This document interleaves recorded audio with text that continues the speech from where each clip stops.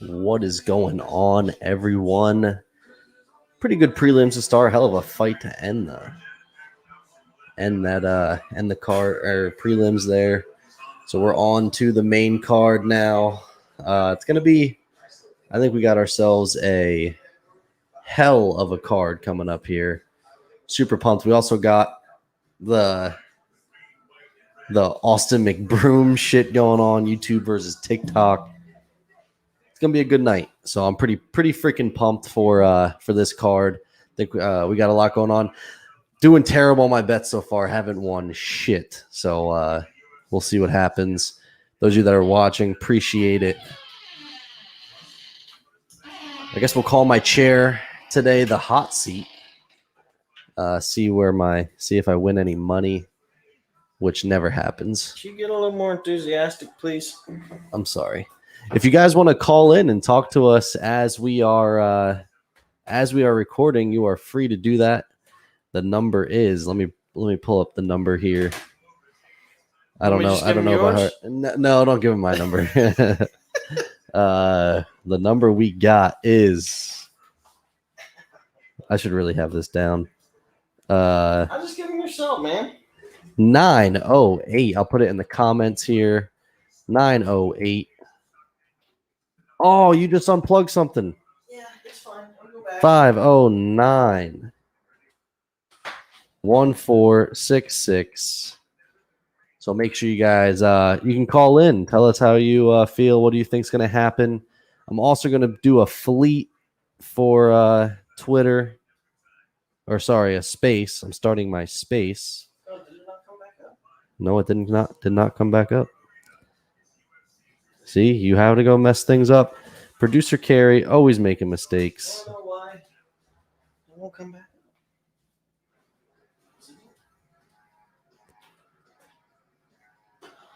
Those of you that are great at betting, put in the chat or comment what bets you're making because I need to make some money. Got my mic on the space too. Monitor still not working, Carrie. Thank you very much. I don't know why it did that. Why it would do it like this? Because this is what happens, man. Things don't work right. Those of you that are listening on Twitter, I appreciate it. Those of you that are on YouTube, I appreciate it.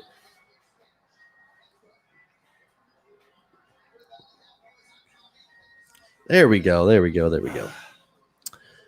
People quickly found out that this is not me streaming the fights. This is me talking because people have been coming and going, but that's cool. First fight we got on here, Jamal Hill, Paul Craig.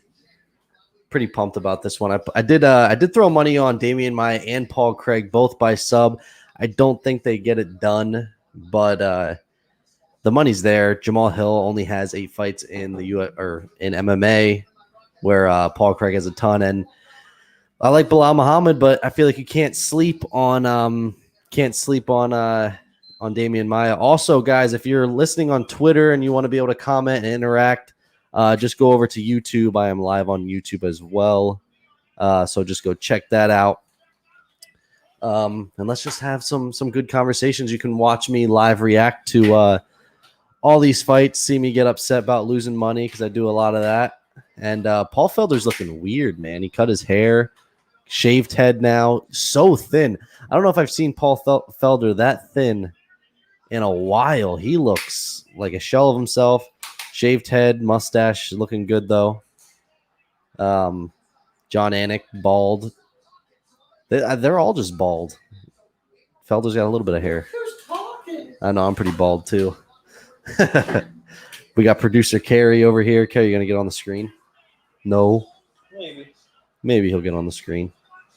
He's gone all day without playing video games, and here we go. I played Destroy All Humans earlier. Oh, okay. I got to my last mission. I wanted to finish that off and then start back up on God of War. That didn't happen. If you guys are liking what you're hearing, subscribe to the YouTube channel. I'll also be live with my boy Josh. There's producer Carrie. With my boy Josh, recapping all of this nonsense that's going on tonight. It's gonna be a wild night, everyone. Wild night.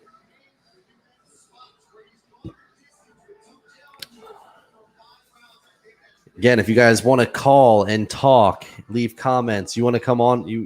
Everyone can hear you live. All you got to do is call that number that I put on the chat there. Call the number, and we can talk about some shit. Give me some bets. You know what I noticed with the prelims too. Most prelims, okay. There was like no hype up. Normally they have like embeddeds, no embeddeds, nothing. Now we're gonna be up till 3 in the morning because of embeddeds. Probably it's ridiculous. Oh man.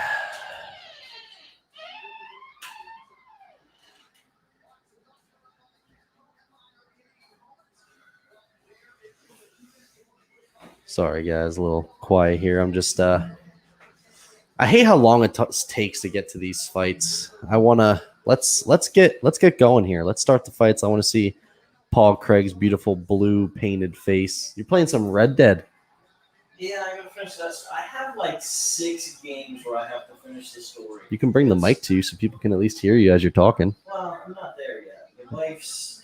Oh, she might be. I gotta tuck her into bed yet. Oh, okay. We still gotta make the bed. I hear you. Guys, our viewers are slowly going down, but that's fine. It's cool. I mean, I get it. We're not actually streaming the fights, so people are going to get upset because we're not really streaming the fights. We're just talking about the fights as they're happening. If you like what you're hearing, come over to YouTube. Let's talk. I don't know if you can comment on YouTube or on Twitter itself. Pretty sure that's probably where most of our viewers are currently. So come hang out over here on YouTube, on the YouTube. Also, this is also going to trigger people. Leon Edwards is going to get absolutely Nate Diaz is going to get absolutely smoked by Leon Edwards. He is going to get steamrolled in this fight. I'm guaranteeing it. Also, if you guys want to talk, you can join the space I created on Twitter as well. So if you want to talk on that, feel free. But the phone call works better typically. All you got to do is call that number. Give me some bets, guys. The number is right here. I can keep that up there if you guys would like. Actually, here, I'll do this. Let's make a banner. Let's create a banner here. Let's create a banner. Banner. No one gives a flying crap about the freaking NBA playoffs. Let's be honest here. Let's be freaking honest here. Copy and paste this here. Oh, man. This is not good.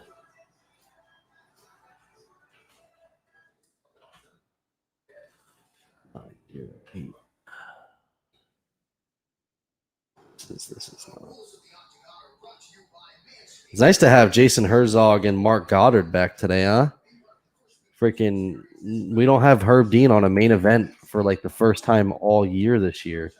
Also, fun fact, we were talking to Jeff Molina. Our friend Jeff Molina fights over at Glory. He was talking about the fact that if you see Bruce Buffer fist bump someone today, live bet the opposite. All right, because if you see Bruce Buffer fist bump someone, they typically lose. Fun fact.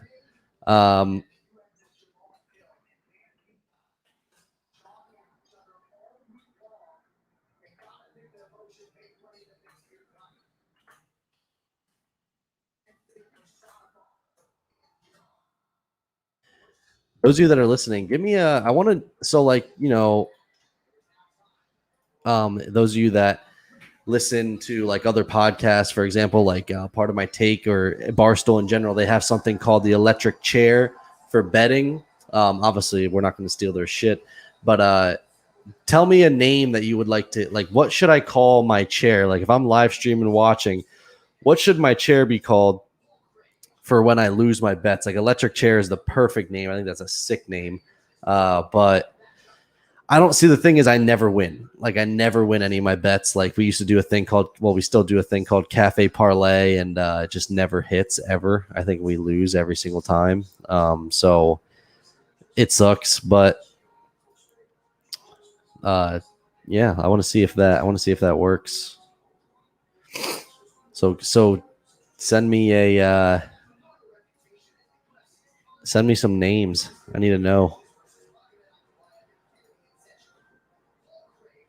We're finally getting to the first fight. They're showing the embeddeds. We got Paul Craig, Bear Jew going up against Jamal Hill. Jamal Hill up there with the worst tattoos in probably MMA history, let alone the UFC. Probably the worst tattoos. Like his tattoos are awful, as bad as they get. The thumbs up on the chest, just not. That looks like he did it himself. But Jamal Hill's legit though. His striking is legit. The win over OSP is a legit win. So you gotta respect him. I respect him. He's got that one fight. I don't know if it considered a loss, but he's 8-0. The one fight was deemed a no contest due to weed, which is stupid. But yeah, we got Jamal Hill up here. Here we go. And what a night. I think we get past the first two fights, which are not bad. I mean, you got Bilal Muhammad and Damian Maia, which, again, I put money on in this fight. I think Jamal Hill is going to win, but I put money on Paul Craig sub. And I do think that Bilal Muhammad will win, but I did put Damian Maia down by sub. So, yeah, I think that those guys will win, but I feel like you have to sprinkle money on, especially in this fight. Paul Craig has so much more experience than Jamal Hill, and that's not me saying I like Jamal Hill a lot. Like I really think he's got uber potential, but I mean, Paul Craig's been in there with a lot of guys. He's been in a lot more MMA fights than Jamal Hill, so it's time to officially kick back, relax, and let's watch some fights. I'm pretty pumped for this card. We got thanks to the Todd Atkins show for joining my Twitter space here. If you like what you're hearing, you want to communicate, I won't be able to really hear you. I am just talking on the Twitter space. If you like what you're hearing, you can call the number on our live video on YouTube and Twitter as well. The number is 908-509-1466. Call that number, and we can talk some MMA. Yeah, I'm just here ready to watch this fight live. I'm live reacting to everything. Those of you that know, I'm a terrible bettor, so I feel like for big cards like this, I bet good amount of money. Yeah, why not? Let's see where I go with this. So I'm in studio. I'm in the studio, watching on the screen here. Pumped up for this fight. Pumped up for this card, and we're finally got Jamal Hill out here getting frisked by Jason Herzog, and yeah, we're ready to go. The one no contest, as I said, bullshit. Freaking Jamal Hill shouldn't have. I think it's dumb. Fighters shouldn't. I feel like they should go back. I mean, I know that the rules have changed, so I guess that's why they won't do it. But I feel like they should be able to go back and be like, all right, listen, we legalize weed now. You're good to go. Let's take that no contest away. I think it's stupid.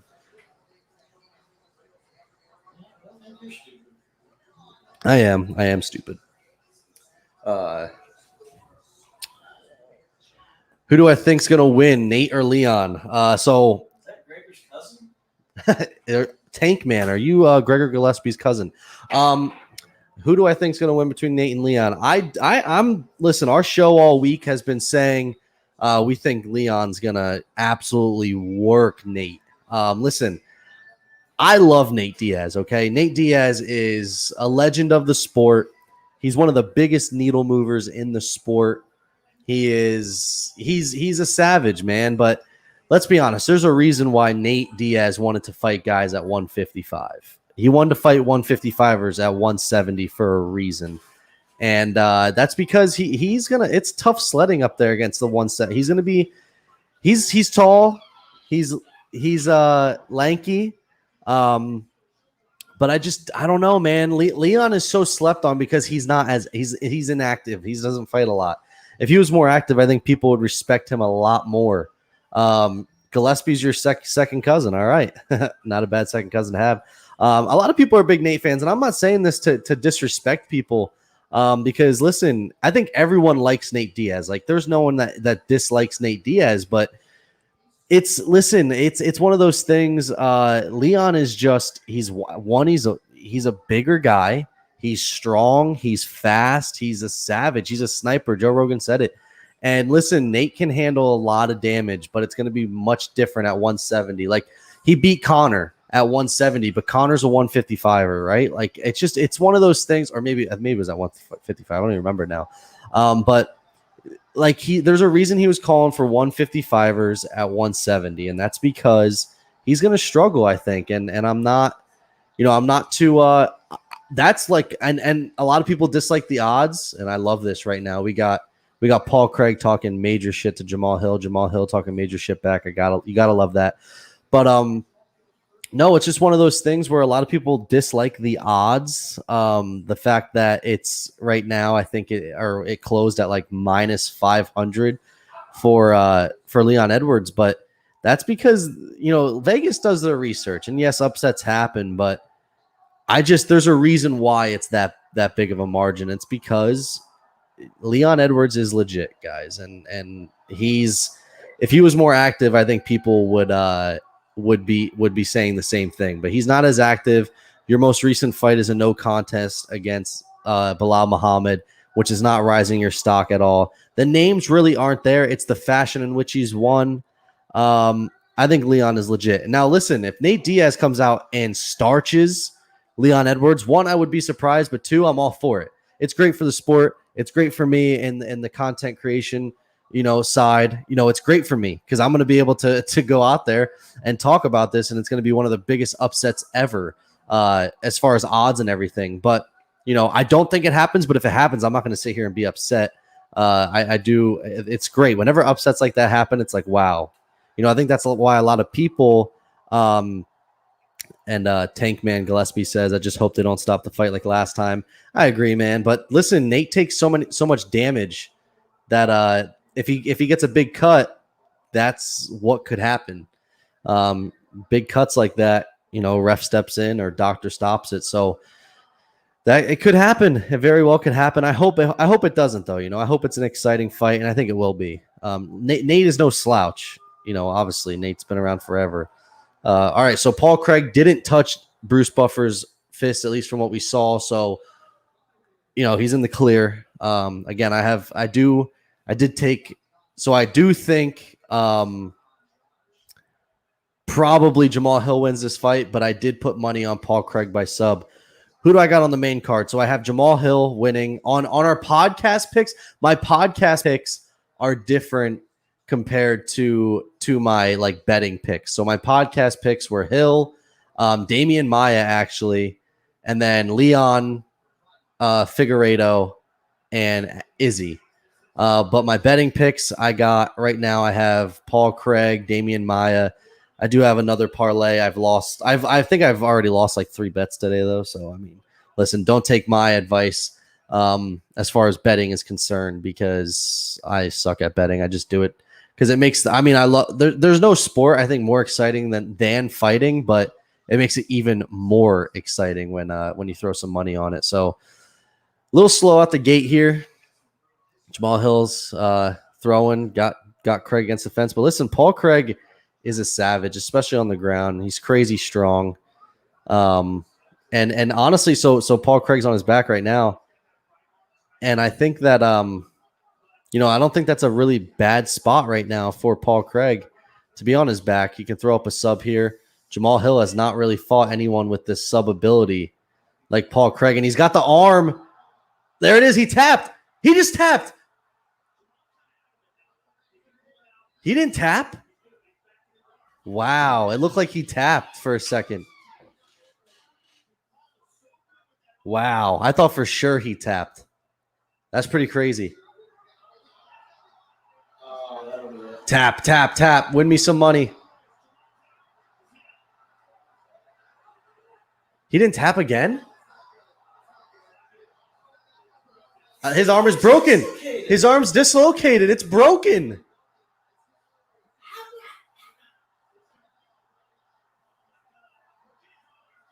His arm is just flopping all around.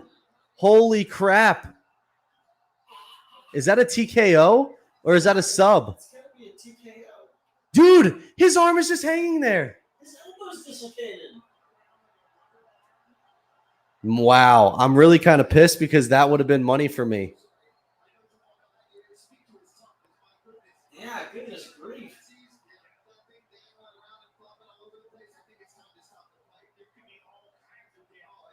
Wow. That is disgusting. That is one of the grossest things I think I've ever seen. Nah, Weidman's leg. Weidman's leg's up there. Silva's leg is up there. But if he takes his arm off his leg, look at it just folds the other way. Wow.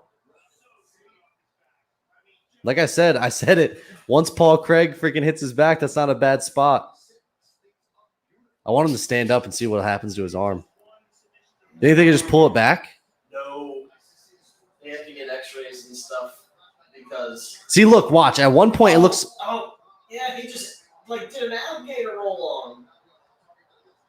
And then he just... Oh, that is bad. Right? Oh, right there. Oh. And he keeps going. See, didn't he tap? Didn't it look like he's, trying to tap?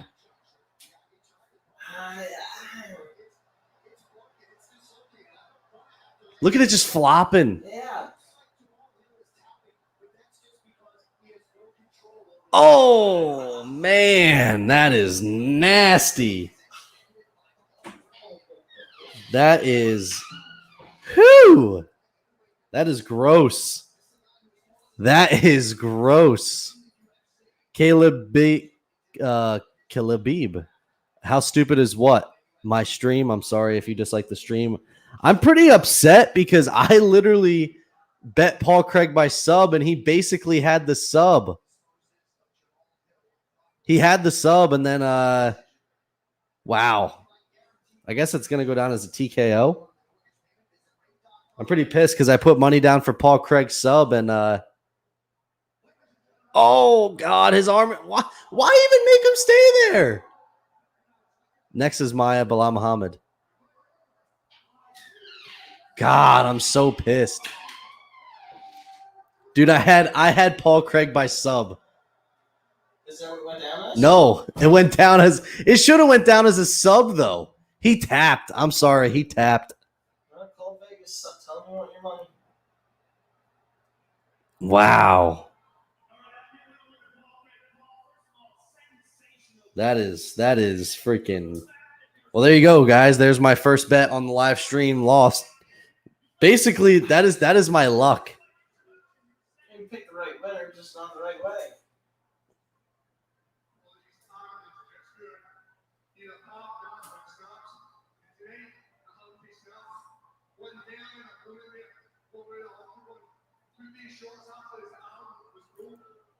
His arm was broke.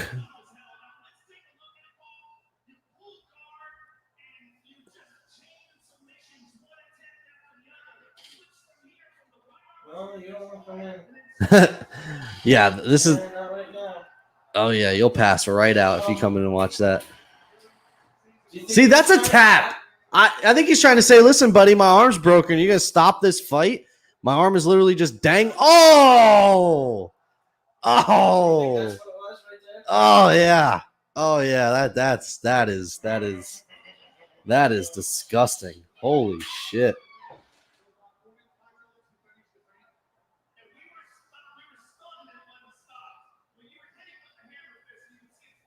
That is disgusting.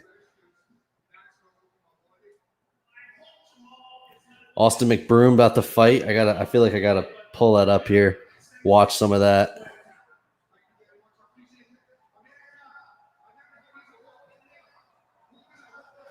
Man, I'm really pissed. I had freaking Paul Craig by sub, and I feel like he should have had it. I feel like I have a pretty good argument here.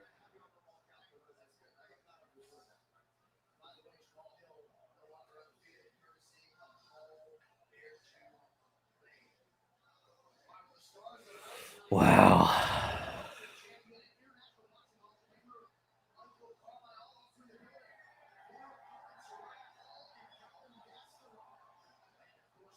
Well, never mind. I won't be watching McBroom because it seems like McBroom. Wow, Sean O'Malley looks like he cut his hair a little bit.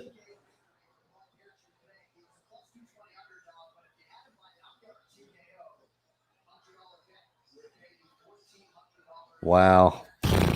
Damn.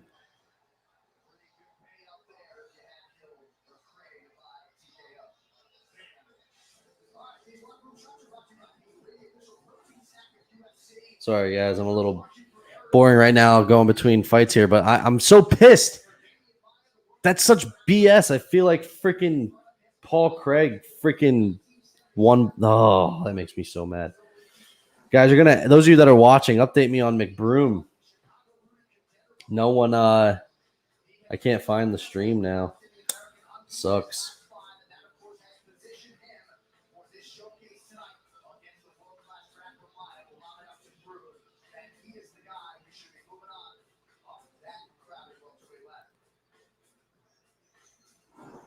UFC 263, Adesanya versus Vettori 2 is brought to you by DraftKings. Time is running out to get in on tonight's action. Play free in UFC 263 pools for over $10,000. Those of you that are watching, I'm sorry if you are watching for the wrong reasons, but if you like listening to me talk and get upset about losing money, you are good.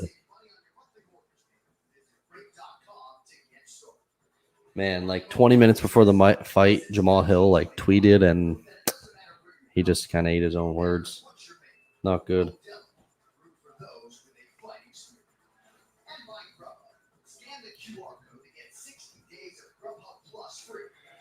Grubhub Plus free. No, I can't be saying that on the stream. We don't get sponsored by them, but you can check out Sheath Underwear. Use promo code Coffee and KOs. Get 20% off your entire purchase. Sheath Underwear. Summer's here, guys. You will be thanking me later. That's all I have to say.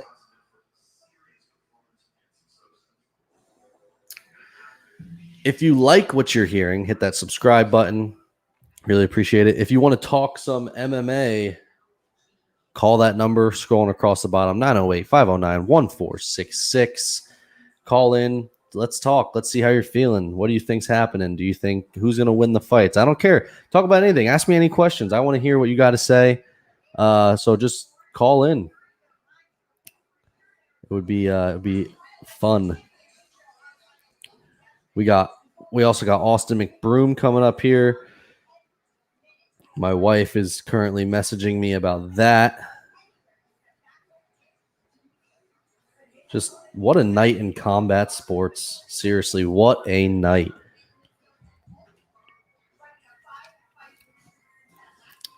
I also want someone to call because I want to know if this voice thing works. I haven't used it yet on the computer. Normally we just play voicemails. I want to know if the live calls are going to work.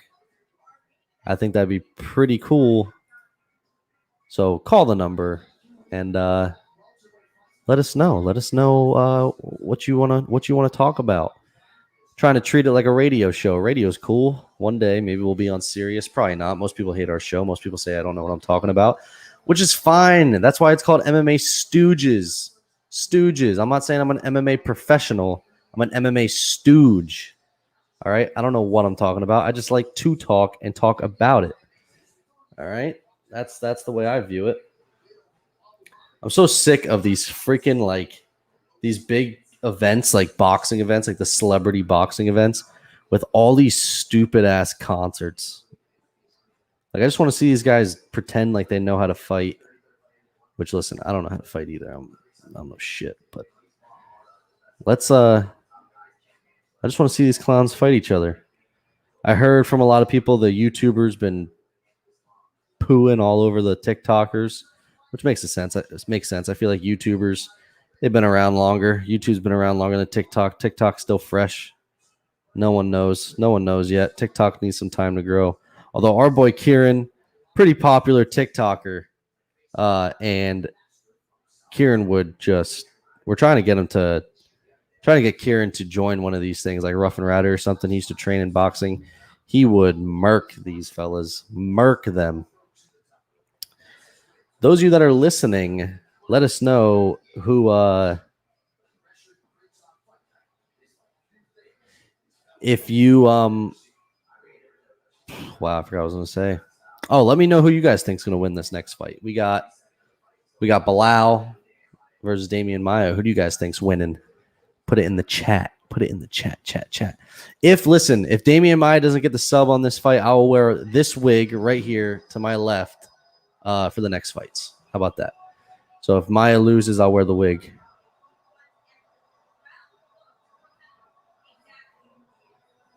I've worn the wig before.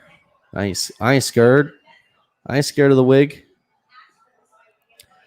If you guys would be so kind, go throw me a retweet, throw me a share, throw me a share to your friends. Let's get the chat popping. Let's go. Come on. Call. Yeah, get the chat popping. Carrie, I kind of want you to do me a favor. I want you to call our number, and I want to see if it comes up here and if people can hear. I don't know if it's going to sound weird because you're right here or not.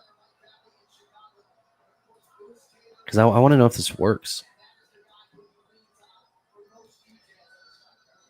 908-509-1466. That's our number, everyone. 908-509-1466. The producer. I don't think it's going to... Oh.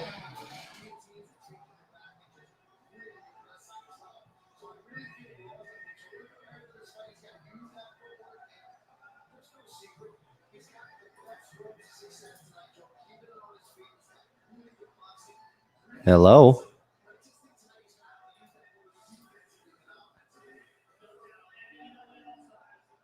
Yeah, I don't know if they can hear you, though. That's the only thing I...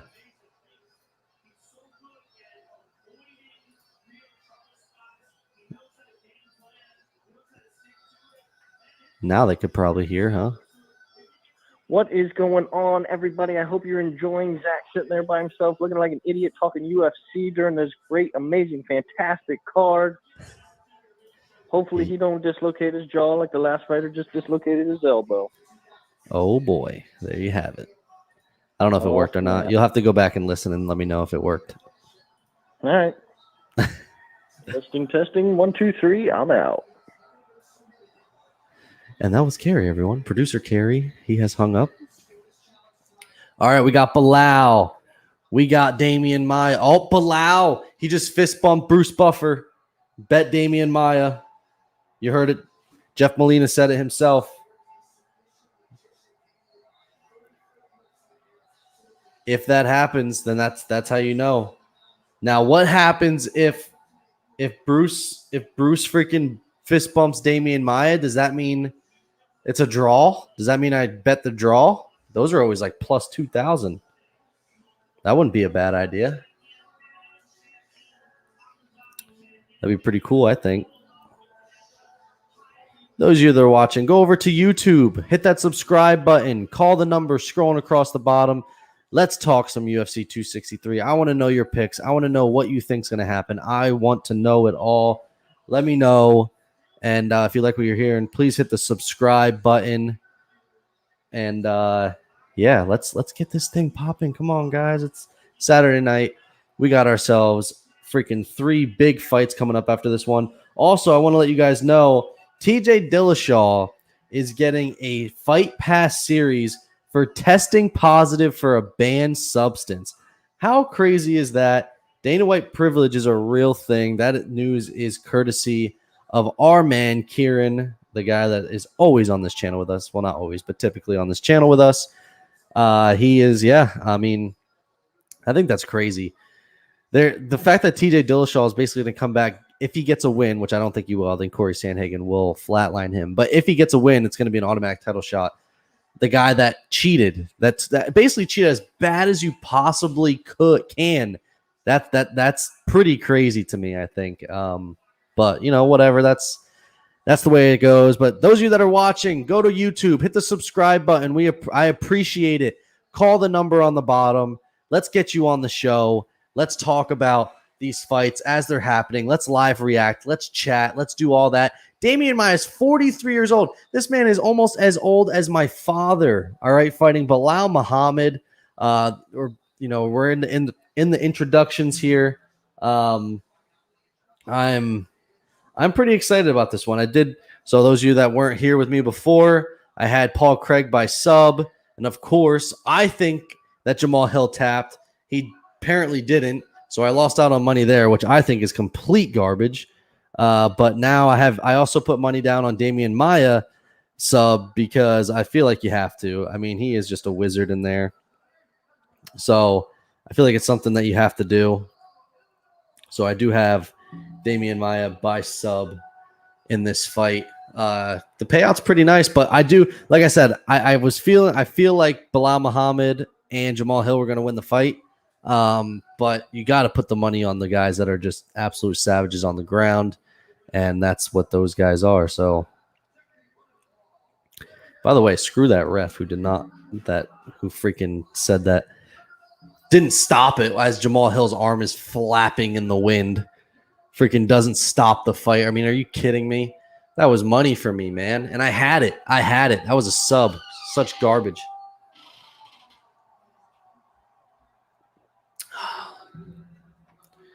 We got producer Carrie standing in front of me here, watching the fights. We finally, of course, we got the good ref for this fight. I could have won my money. All the money that I bet, I would have won back in that fight if it freaking went that way. I have a feeling now Damian Maia is going to come out. Now that Paul Craig was the underdog to win on this card, I think Damian Maia is going to come out and probably get flatlined now by Bilal Muhammad, which freaking sucks. Bilal is typically a decision fighter, though. He goes to decision a lot of times. Kerry brings in the salt-a-bug gun, and he misses. Shoots and misses. What entertainment. I got fights. I got shooting. Kerry cannot hit this bug. Salt in my eye now. He's got salt in his eye. This is what a live stream. Damian Maia pressuring Bilal Muhammad.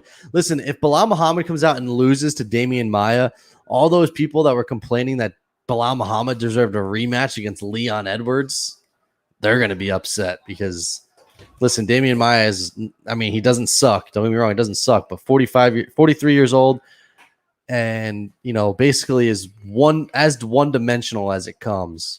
That'd be a pretty tough one for Bilal fans. That's all I got to say. Damian going for the takedown. Listen, if he gets the back of Bilal Muhammad, if I win money on this, I might run around naked if this happens. That would be electric. If he gets this takedown, wow, that'd be sick. I love how people join this and they get upset. Like, listen, man, I'm an MMA podcast here. Like, how about we got Michael Buffer and Bruce Buffer working on the same night? The Buffer fam. Fun fact, I did not know Bruce and Michael Buffer, they're half brothers, and they didn't meet until they were much older. Fun fact, I did not know that. Pretty crazy.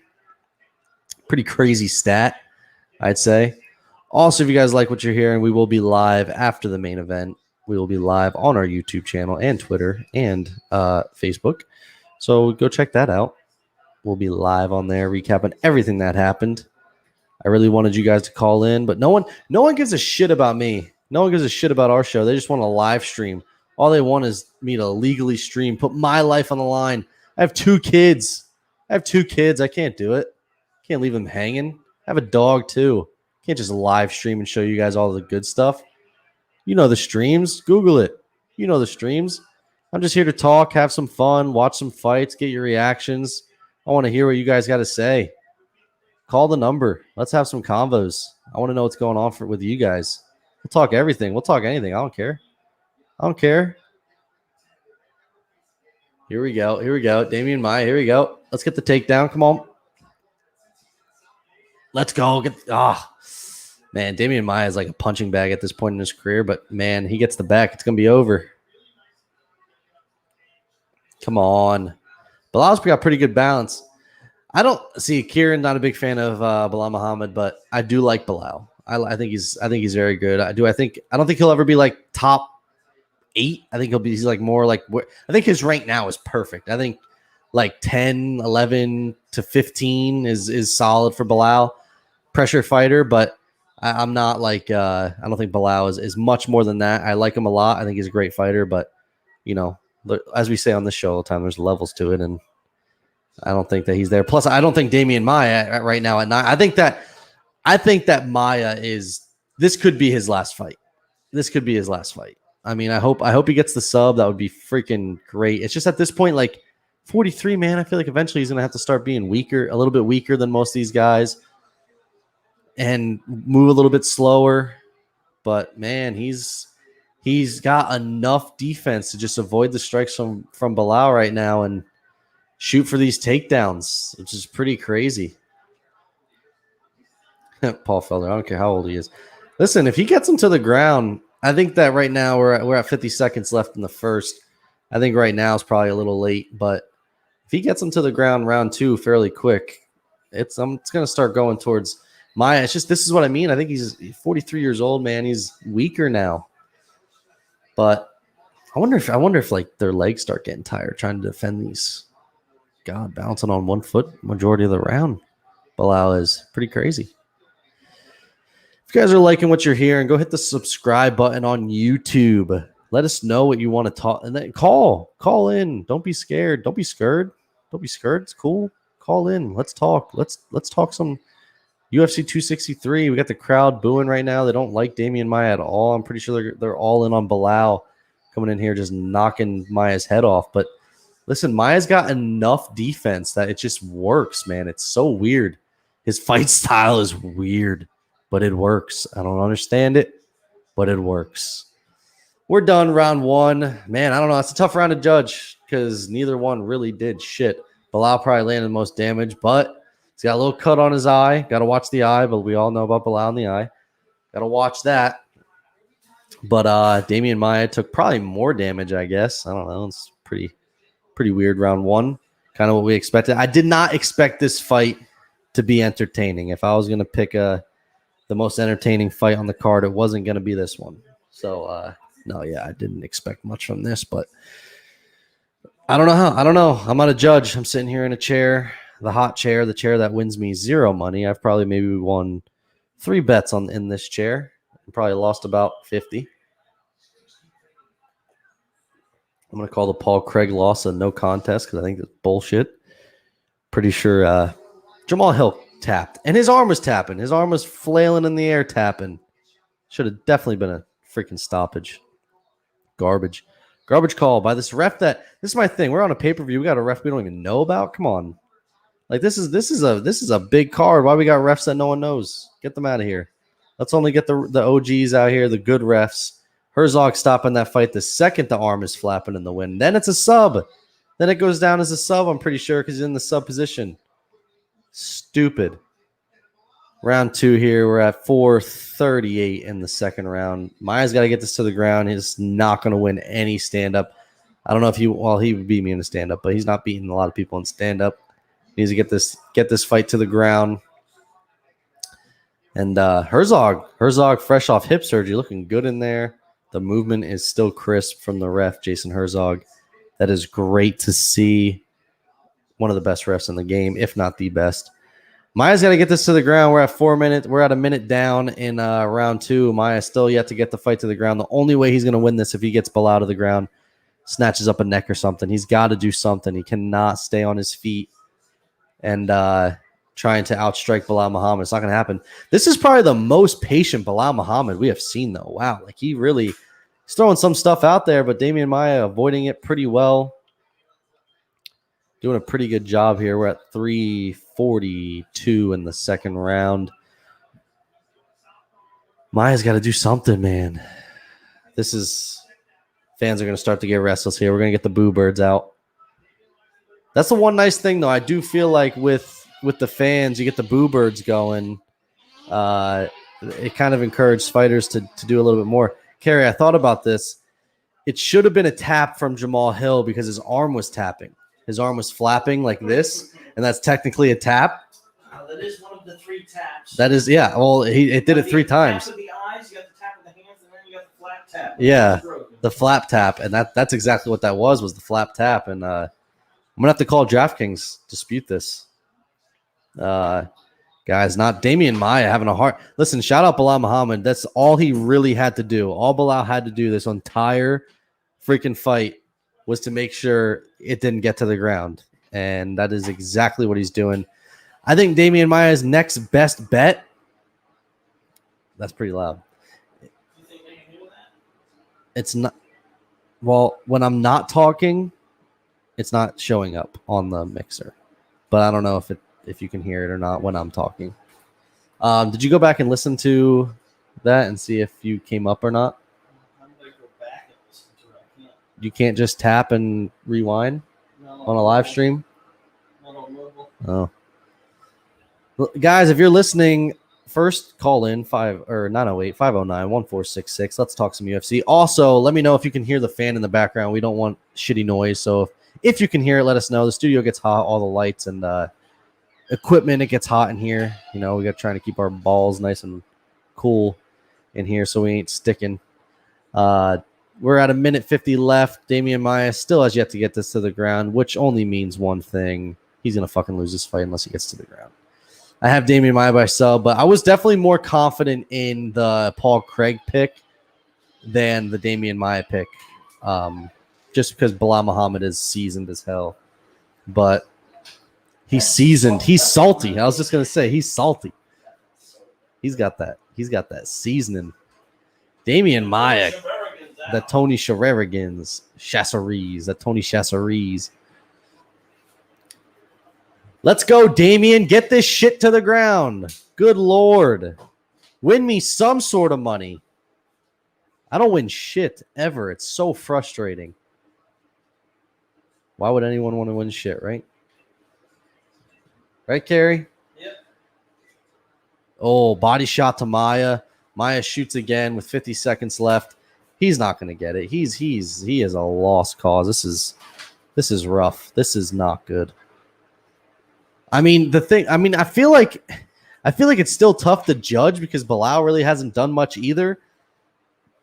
I guess he's just done more, but I still think this is the least active we've seen Bilal Muhammad. I think that Damian Maia's next best chance, push him up the cage against the cage like this early and try to backpack sub him. But that doesn't, I don't know, man. Damian Maia looking rough. R-U-F-F, rough. Like a dog. Rex? Carrie, are you going to join? Are you going to throw your mic on? Maybe. He says maybe. Carrie just likes when I do things alone. Except golf. He won't let me go golfing alone. If you like what you're hearing, guys, I'm going to sound like a broken record, and I don't care. Go over to YouTube. Click the subscribe button. We are live over there, and we will be live after the main event to talk about everything that happened. Also, call the number. Call 908-509-1466. I want to hear your take. I want to know what you got to say about this card, about the fights, about UFC news, anything. We could talk Austin McBroom, Bryce Hall if you want. I really don't care what you want to talk about. Just call in. Let's talk. Let's have some convos. I'm watching McBroom here. He definitely looks way more boxing polished than this Bryce Hall cat. Bryce Hall also looks like he's like 10. Austin McBroom, lots of weird stuff about him. Apparently he Austin McBroom with a late hit. Ref's trying to separate them and he throws a left. The ref lets him have it, yelling at him like a mom. That is insane. Wondered what you were talking about. It's like, there's not even fighting. No, this is Austin McBroom is one of the most like famous YouTubers, but apparently there's like been allegations about him like having affairs and sexually assaulting women, I guess. I don't know much about it all. Damian Maia, get it to the ground, bud. Let's go. Maia tries again for a takedown, and he's going to fail again. He's just way too weak, man. Damian Maia is just not strong enough anymore. Can't impose his will. Not good. Bilal's going to win. What a boring decision win. But so Bilal will crack the the top 10 probably. Which like I like Bilal, but I don't think he's that. Maybe 10 is good. Oh, he wobbles Maya. Not good. There goes more money. Zack loses more money. What else is new? It's just the way it goes. Damian Maya has some pillow hands too. Him and Chase Hooper, they might have the freaking softest hands. Not in a good way in the UFC. Listen, both these guys are getting yelled at. Bryce Hall and Austin McBroom. I'm double screening it here. I also got Maya and Bilal up here. We got the Battle of the M's. Maya, Muhammad, McBroom, and then Hall. He's not an M, obviously. Damian Maya needs to figure something out. This is not. Oh, all right. Left hand from Damian Maya. Get the neck and let's freaking sub him. Wow. Bilal Muhammad has stuffed 16 of 17 takedowns, 94% clip. Not good for Damian Maya, as we know.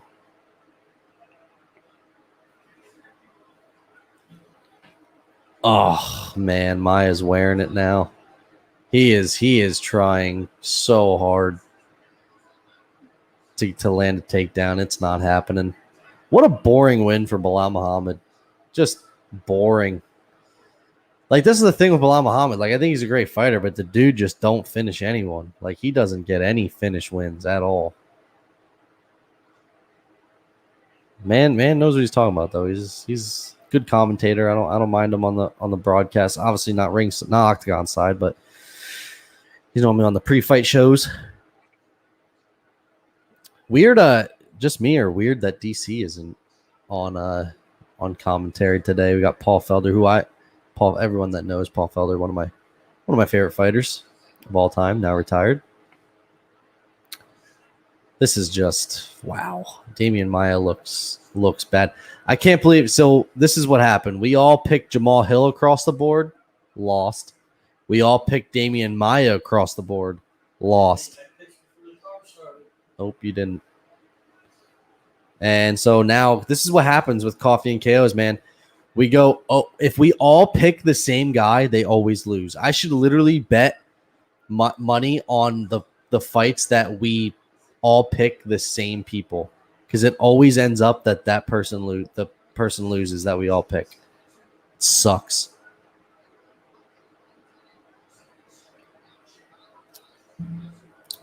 Oh, man.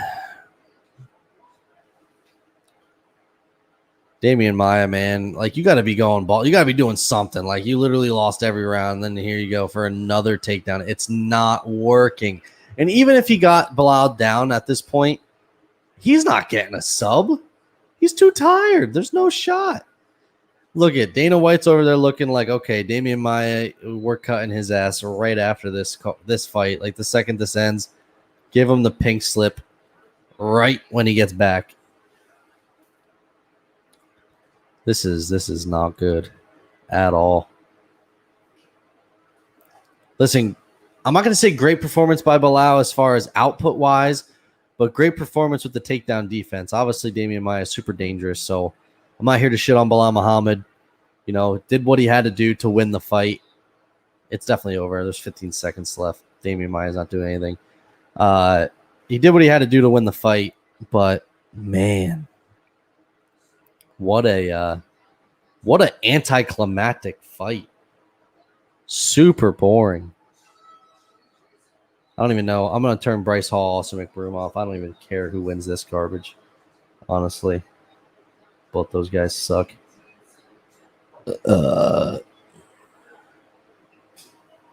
What? The hell are you laughing at, Carrie? What, man? What? What?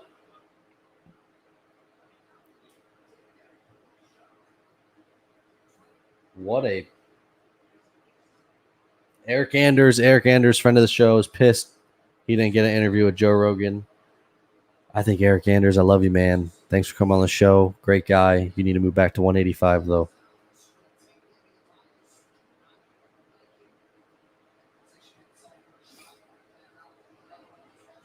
Oh.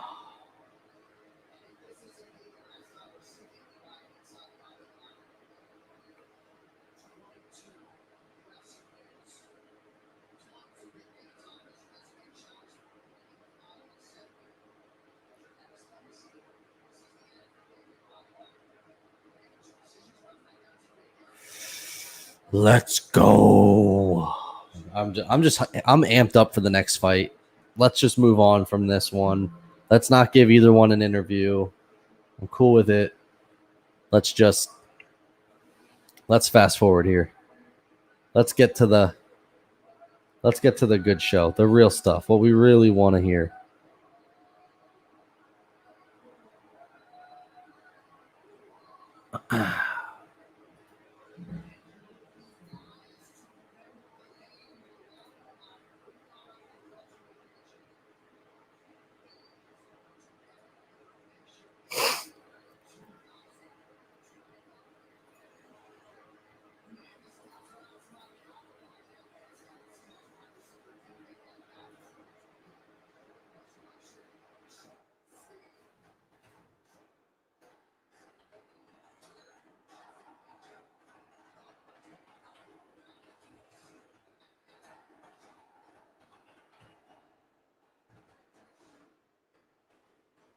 Here we go. The fight we've all been waiting for.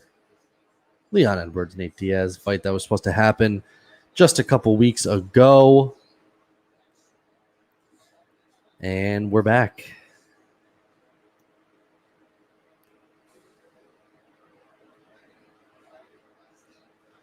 Oh, gosh.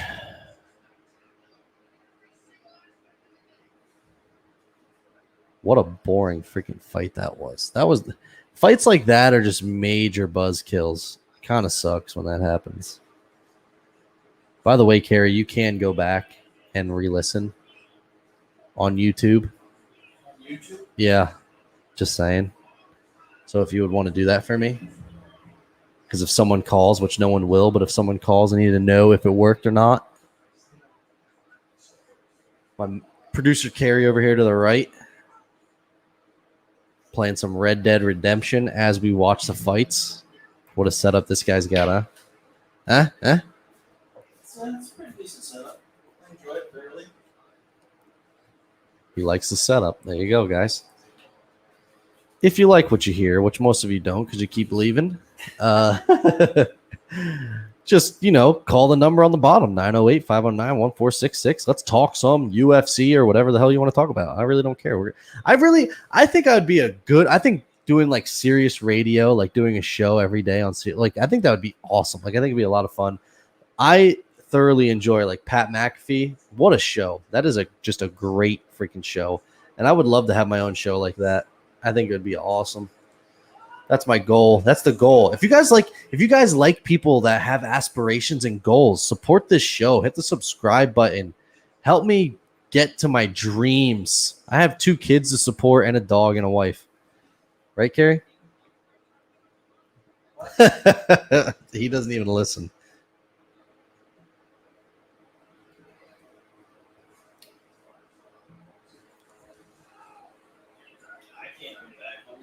You can't go back? As far as I can go back is Pat McAfee is just a great show. Oh, I don't know. I'll have to go back next time.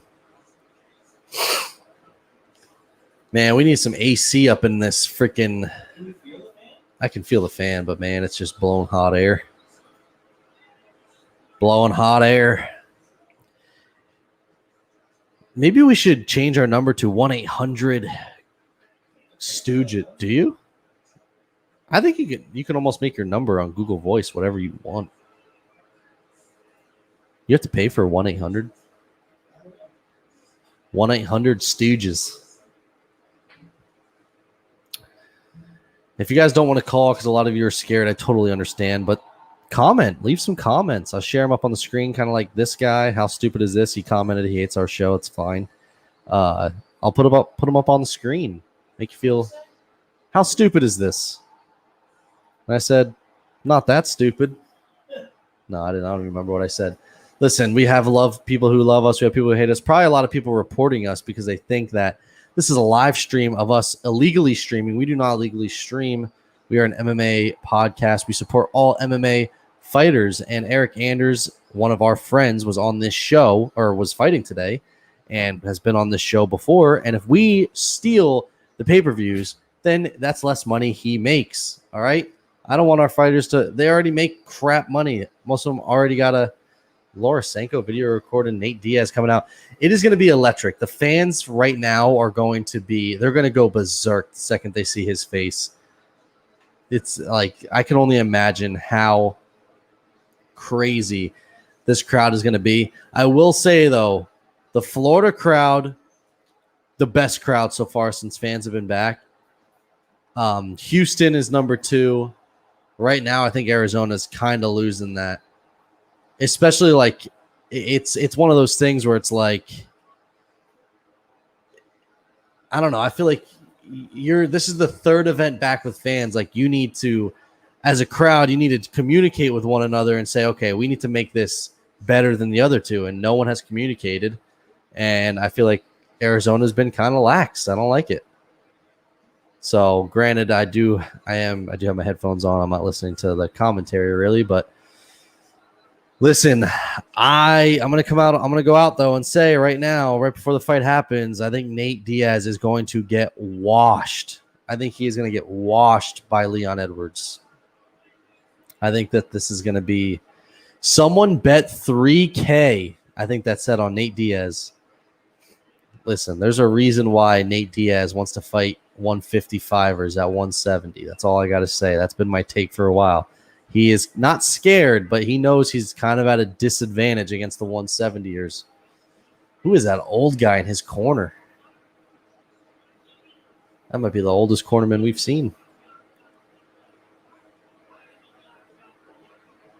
No Nick? Nick ain't in his corner? Oh, there he is.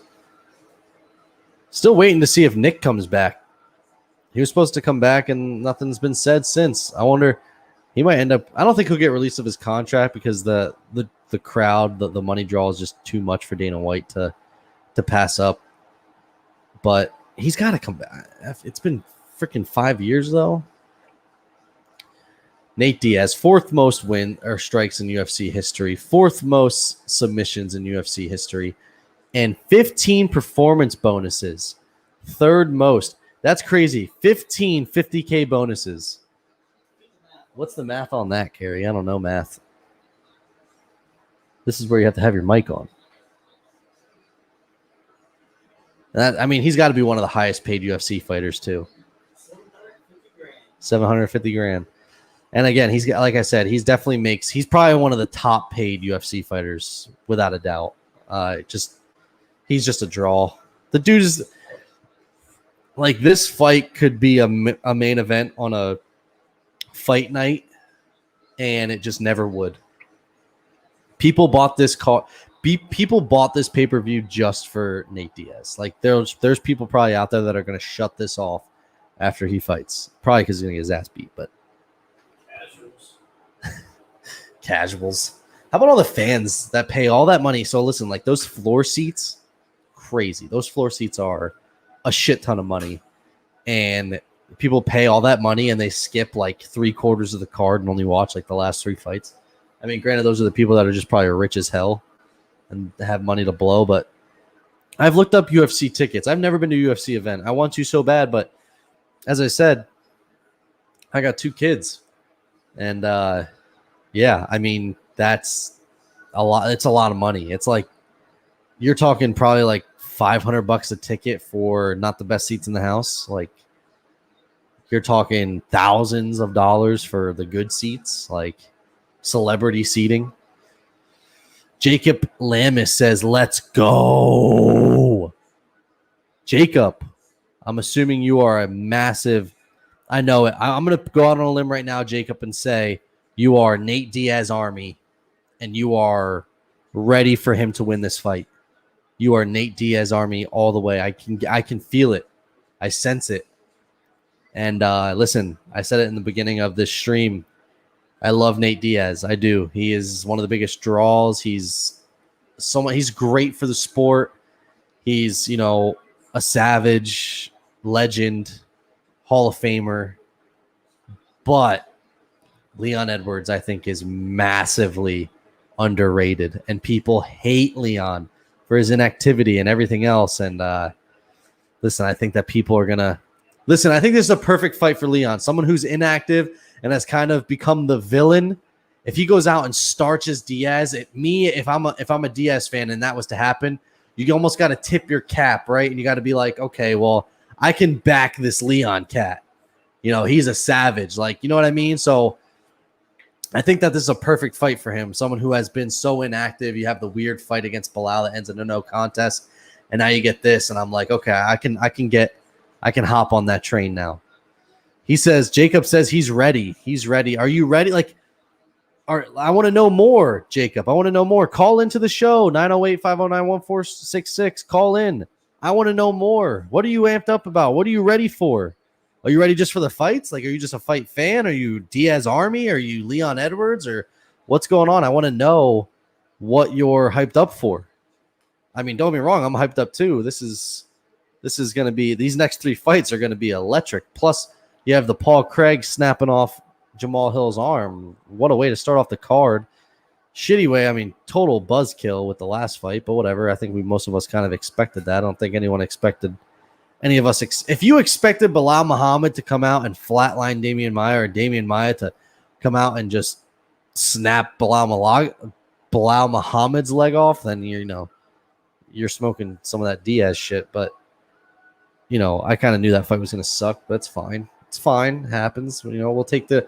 Listen, you got to, as an MMA fan, Kieran always says it, and I got to agree, you got to make sacrifices. You sacrifice, watching Damian Maia, Bilal Muhammad. So, we can see this. All right. You want to see a Stockton slap? It's going to happen, man. Come on. It's going to happen. I want to know. I mean, don't be wrong. Slap's got to hurt, but you would think a punch is probably more effective than a slap. We got Carrie over here. Watching or playing some Red Dead Redemption. What a game that was. I got to get back on Red Dead. What a game, though. The detail in that game is insane. All right, we got Leon. No one is touching Bruce Buffer's hand in this fight. I got to say that Jeff Molina was a little bit wrong, because thank God, by the way, this is Herb's last assignment of the night.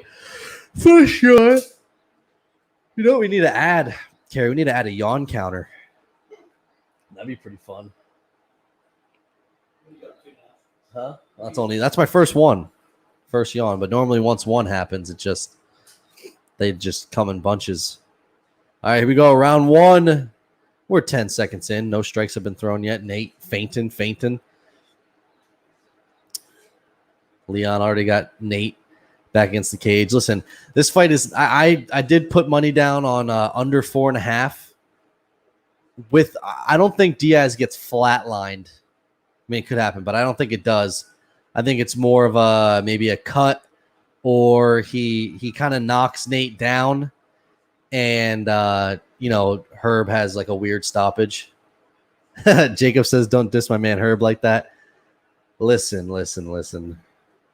I don't hate Herb Dean, but let's just say that Herb's seen better days. I feel like his days of... This is why people love Nate Diaz. This is what he's going to do. You got to love it. Showboating the crap out of... Oh, that hurt. Out of Leon. But Leon's going to remain patient. Leon needs to shave his head. Look at the cul-de-sac in the back. That is not good. He needs to get rid of it. I'm in the same boat. I don't have the balding in the back. Oof. That's what I mean. That's why I took it under 4.5. There's going to be something weird. Like, Nate Diaz is not going to get flatlined. But there's going to be something weird, like the leg kicks or a cut or something that's going to end this fight. And then the Diaz fans are going to be like, it was bullshit. It doesn't count. Let's run it back. And that's cool. Like, he's got a freaking hell of a fan base. If I could just get a quarter of his fans, or a quarter of the type of fans he has to back our show, we'd be freaking golden. I'd quit my day job. Probably not ever going to happen, but that's fine. Leon, a little patient right now, but that's cool. I mean, it's weird. Like, I feel like if Leon was to go balls to the wall here, like, is Nate gonna clip him? Like, is his like? I feel like he could probably wear a Nate punch or slap here to get inside and kind of throw up some bombs. But we'll see. We'll see what happens here. I think Leon's got to invest more in those leg kicks. They look like they kind of hurt Nate early. Kind of anticlimactic so far, except for the shit that the showboating that Nate was doing, which is going to happen throughout the fight. I think if Leon doesn't put Nate away, though, I think it's going to hurt him. I think people are going to be like, man, like, he's not that good. I want to know, Jacob, like, why do you like Herb so much? Are you a Herb fan because he's just like an OG? It's like nostalgia? Because I think we have to all admit, like, Mark Goddard and that's why Mark Goddard's getting the freaking main event tonight, and Jason Herzog are at this point better than Herb Dean. Herb's just kind of, he's been messing up lately. I do think Leon needs to stay away from the grappling. That is where Nate, he gets the fight to the ground. He is dangerous as hell. Nate Diaz is a savage on the ground. But so far, he looks pretty good. And this is, I think, the most remarkable thing about Nate Diaz. Yo, if he subs Nate, so right now he's got Nate's back. If he subs Nate somehow, that's pretty nuts. But no, I think what's so remarkable about Nate Diaz is the fact that the dude goes years. Like, he go 2-year hiatus, like every 2 years he fights, and he just doesn't ever seem to skip a beat. Like, the chin is always there. And the chin is always there. He's always in every single fight. It's just like one of those things where it's pretty remarkable. It seems like he'll be able to do this till he's 50. So that is one thing I think you have to marvel about Nate Diaz, and his ground game is just brilliant. I mean, look at right now. This is the only thing. He's going to be weaker than Leon. Leon is going to be much stronger than Nate Diaz. Diaz has to be crafty. Jacob says Herb's. He's referring to Herb Dean. He's reffed all of McGregor's fights. I ride with my homies. I die with my homies. Listen, that's respect. Born in loyal soil. I don't know who I heard that from, but I use it a lot. Love the term. I agree with it. Kerry doesn't know anything. Well, he actually knows a lot more now than he did, but about UFC. But listen, if the UFC podcast made it, I'm supporting Kerry. He's not even talking right now. He's playing video games, but that's cool. Huh? No, I'm just saying I'm loyal. Oh, another good leg kick. All right, I think round one's going to go in Leon's favor. Yeah, Nate is hilarious.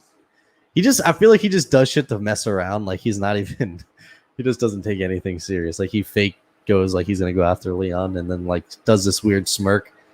His right leg is chewed up for sure. Nate's leg is chewed up, but he's chilling though. He's fine. He's definitely one of the toughest dudes in the UFC, hands down. Like, the dude can take incredible amount of damage and somehow just survive. I got it under 4.5 though. We need the under 4.5. Diaz versus Masvidal. Like 2, the second one. If that happens, which I guess if Nate loses this fight, maybe they do BMF belt too. I would probably still go Masvidal. I think Diaz struggles against the 170ers. I just think against Masvidal, I guess it's like Leon is way more well-rounded than Masvidal. Like, Masvidal's a striker. But Nate Diaz is not one punch putting anyone away, so Masvidal won't have to worry about that, and he can keep it at distance. I probably see it going the same way as the first one if they do it again. But listen, I will buy any Nate Diaz fight. I'm not going to say I'm Diaz Army because I'm not going to like ride or die with Nate Diaz. I'm going to sit here and say, like, no matter who Nate fights, that he's going to win. So I'm not like that kind of Diaz fan.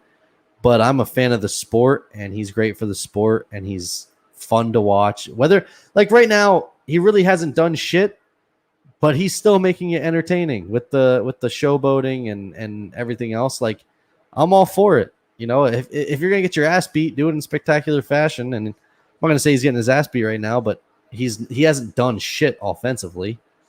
So it's not looking good for the finish though for me. Because if Leon's just very patient, if he's just gonna pick and choose his shots, which is smart, then he's not gonna put away Nate. It'll go to decision. Nate's gonna pretend that hurt him, and he's gonna do the little showboat stuff.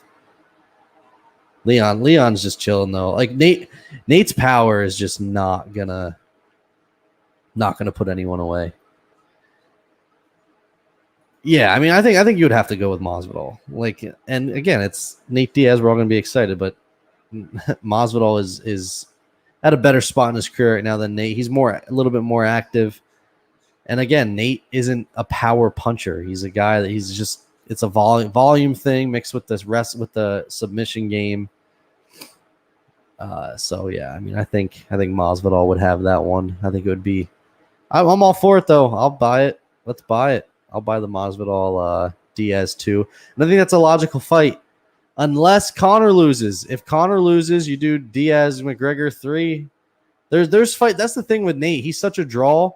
He could freaking win 3 fights or lose 3 fights in a row, and there's always going to be fights for him because he's such a draw. Like, you can run him and Conor, you can run him and Masvidal, and it's gonna sell because people love Nate Diaz, including myself. So I'll buy it.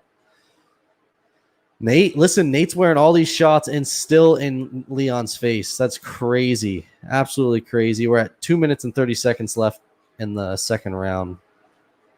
And Nate against the cage. Leon pressing Nate against the cage here.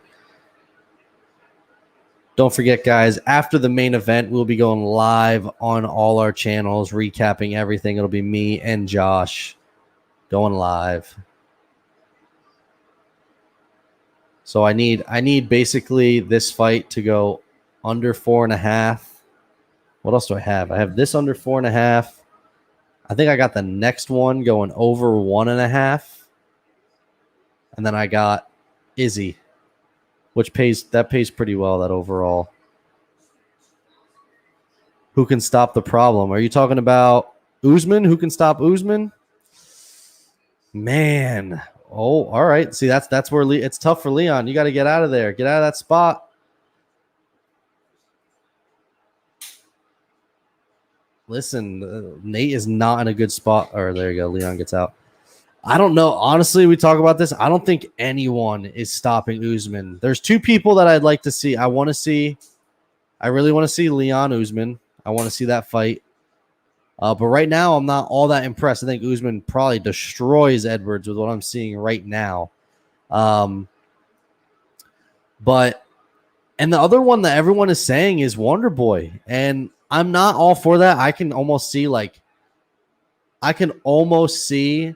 Wonder Boy getting flatlined by Usman with how powerful the dude is. But every time I say that, Wonder Boy comes out and does one of the most masterful striking performances with moving all around the octagon. And a lot of the people under the MMA stooges have kind of moved me to let's see Wonder Boy versus Usman. But Wonder Boy's got to get by Burns first. If he loses to Burns, that's done. I think his career is done at that point. He's 40.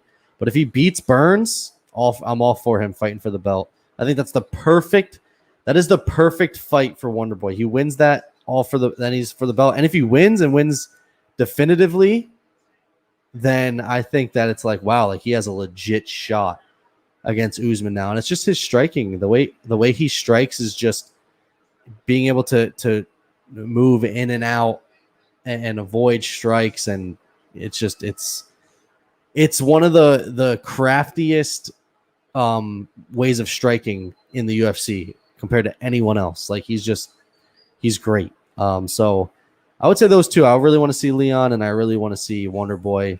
I think I want to see Wonder Boy more, but they're both fighting so close that it could be Leon, but it could be Wonder Boy.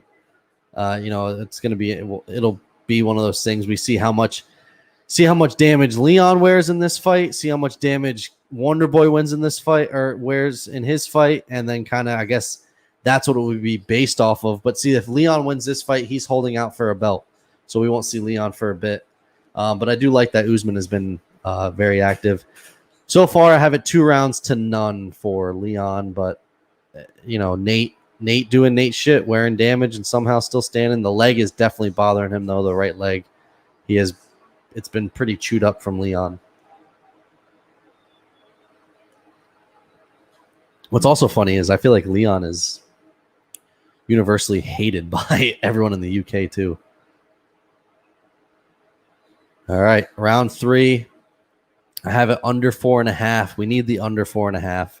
Leon's got to get going here. He needs to inflict either more damage on the leg here, or he needs to do that, and he needs to just finish Nate here. But Nate, tough guy to put away. I feel like it's going to be a very late night. You got 3 straight 5-round fights.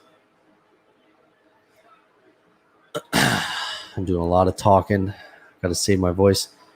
Covington, Usman 2. Covington needs to fight again. Listen, I'm excited for it, and a lot of people hate Colby, especially on the MMA Stooges. I don't hate Colby, but at this point, Colby needs to fight again, and I know that the first one was close, Usman Covington, but we're seeing a whole new Usman, man. We're seeing an Usman that can strike with crazy power.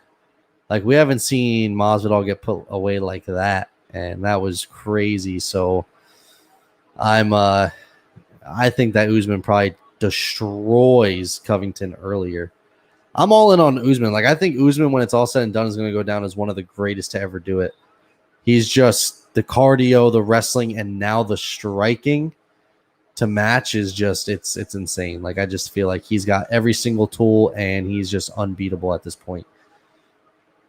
Stylistically, I think that Wonderboy is the toughest matchup as far as just the striking abilities. But again, I think that Wonderboy wears one shot and he probably gets flatlined by Usman. And we saw him get KO'd flatlined by Pettis. Look how much stronger Leon is. Like, he just throws Diaz right to the ground. But he's got to watch, man. Like, I feel like this is not the way you want to fight Nate. That is tough. You go to the ground with Nate, like, I feel like that's the biggest advantage Nate has is on the ground. He did almost sink in a heel. I don't know how really close it was, but the heel hook is Leon. Leon could try to get to crucifix here and throw some ground and pound, but that's what he's looking for. He's in a, this is what I mean. Like, he's gonna look to, and I think he's opened up Nate, and that's what I mean. This fight could end by stoppage. All he's got to do is open up a cut, and he's done it now. Nate bleeding everywhere. In typical Nate fashion, all the scar tissue. Nate's leg is definitely bothering him. I don't know if he does look a little tired. Herb's making, what is Herb doing?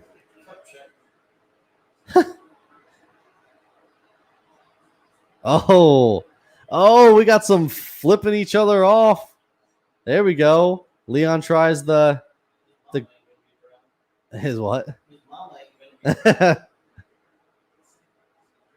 I will say, though, I hate freaking Leon's nickname, Rocky. Come on.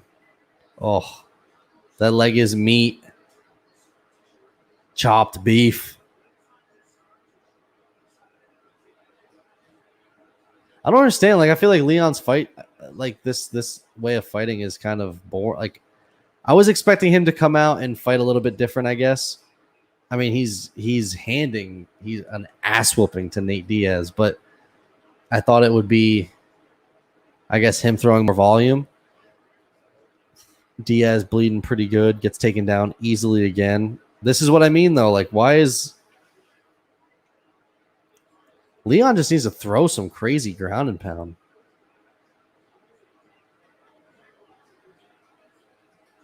I feel like he's really trying to sub Nate.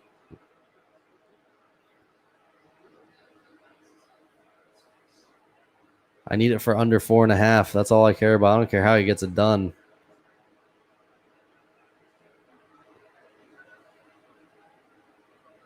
And this is exactly why Nate wants to fight 55ers. That's all I'm going to say. I'm going to keep saying it. I'll say in the recap show. Where does McGregor stand currently? Listen, I think that if McGregor loses again to Dustin, he's done. He's done. At that point, I'm not saying his career is done. I'm not saying that McGregor will be done fighting. It's going to be strict money. Like his championship aspirations are done if Conor loses again. I just think that at this point, like the more you lose, the superstar factor goes away, and he's lost to Nate now. He's lost to Khabib and lost to Dustin. If he loses to Dustin again, especially if he gets knocked out, that star factor starts going away a little bit. Those that pay attention to the sport know, okay, Conor is super beatable. Then you are forced to match him up with people like Nate that's going to just sell for the names and, you know, what the other two fights did, and maybe someone like Masvidal, maybe, but like Masvidal, I think striking, if he loses to Dustin, is he going to get flatlined by a 170er then? That's great at boxing like Jorge Masvidal. So there's only certain fights that would work.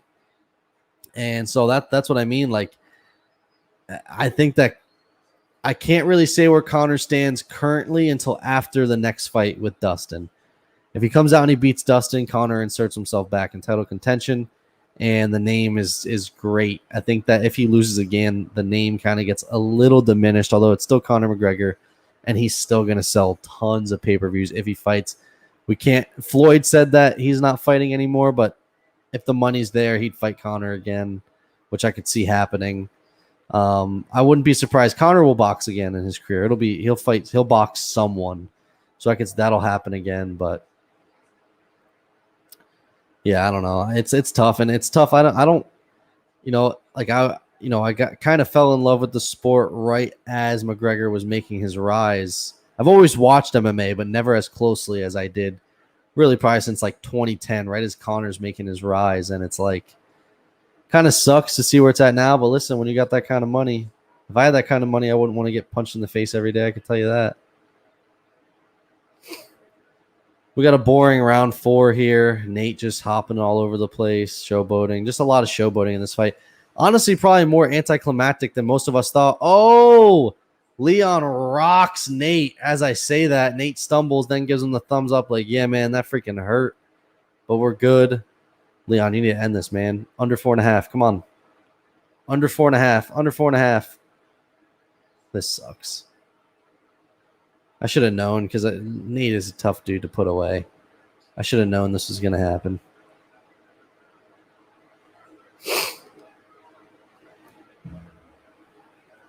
Leon is just putting on a clinic against Nate, though. Nate hasn't landed anything significant this entire fight. We all knew it was going to happen. That's why this is exactly why the betting lines were what they were. Like, people that are upset about that did not watch, and they don't watch enough MMA. They just watch, I'm not going to say casuals because I hate that term, but they just don't watch enough MMA to know, like, Leon Edwards is a stud. If, big payday probably I want to know, Nate Diaz is probably making double, triple what Leon Edwards makes today, even with losing. See, like, that's what's like, Leon is landing flush and Nate is just not bothered. I want to know, like, will Nate ever lose his chin?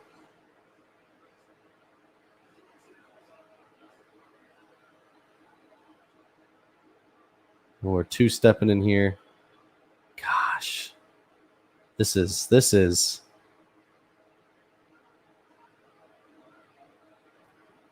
Nate looks rough. I'm not going to lie. I feel like he looks.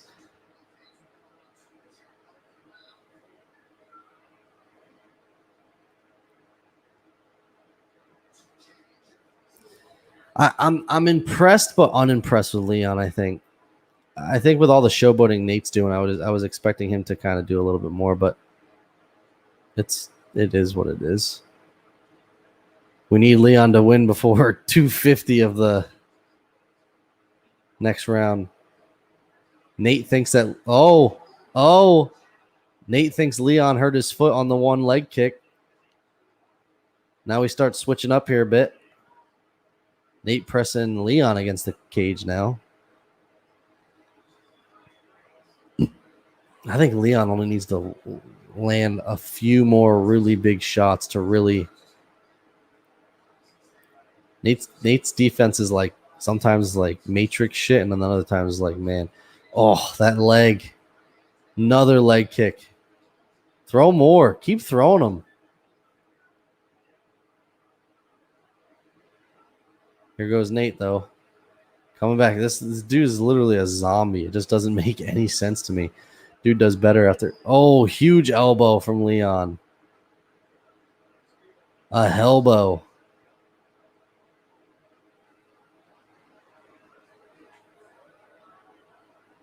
Come on, Leon. Finish this fight. End it. Another big cut on the side of the head now of Nate.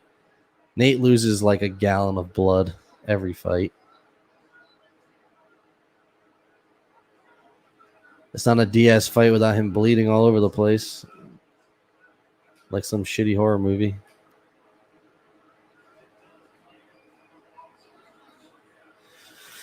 I'm going to lose more money, Kerry. It's such BS, man. The Paul Craig thing's still going to piss me off. He tapped. Kerry over here talking innings. Yeah, got a half. 2 minutes and 50 seconds for Leon to finish the fight. If it's anything like this fight's been going, it's going to decision. It's just not going to happen because he can hit Diaz with anything. I feel like you could hit Nate Diaz across the face with a baseball bat and somehow he wouldn't fall over. It doesn't make any sense to me. I mean, Leon has he's won every round. Like, this is going to be a 50-45 across the board at this point, but damn. If you guys want to get on the conversation, call our number 908-509-1466. And let's have some convos. Maybe we can talk between fights. We could talk right now. We could talk whenever you want. Right now, we got Leon Edwards winning all 4 rounds so far. Nate Diaz cut up, battered. He's probably going to survive, though, and get to a decision. Good. Number 2. It is 11:36 on the East Coast. I have 2 kids at home. Those of you that know that I am sleeping normally pretty early. That's a good trip by Leon. Come on. Give me some money, damn it. Stop being so hesitant.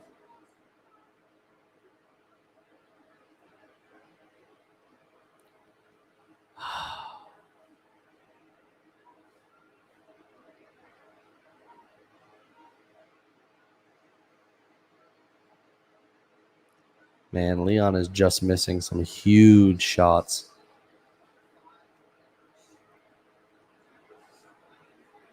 Nice elbow from Leon. Diaz is just bleeding all over the place. This would be a perfect time to doctor come in and just stop it. Oh, and then we press him up against the cage. This isn't going to help me any. Ferguson Diaz? I don't know. I mean, I guess showboating-wise, maybe both guys start breakdancing the fucking octagon. Wouldn't be bad, but no, I don't know. I'm kind of like over Tony Ferguson. I'm not like hating on his career or anything, but I don't know. I feel like at this point, like Tony's about done. I'm about to look up Nate's record here because like it's crazy that he's still a draw. I say this all the time. There are some fighters that can lose so many times in a row and still their fan base is just so loyal. And Dana White will never get rid of them. And Nate Diaz is like one of those people. I'm trying to look because I know his record is not the best as of late. He hasn't won in a bit.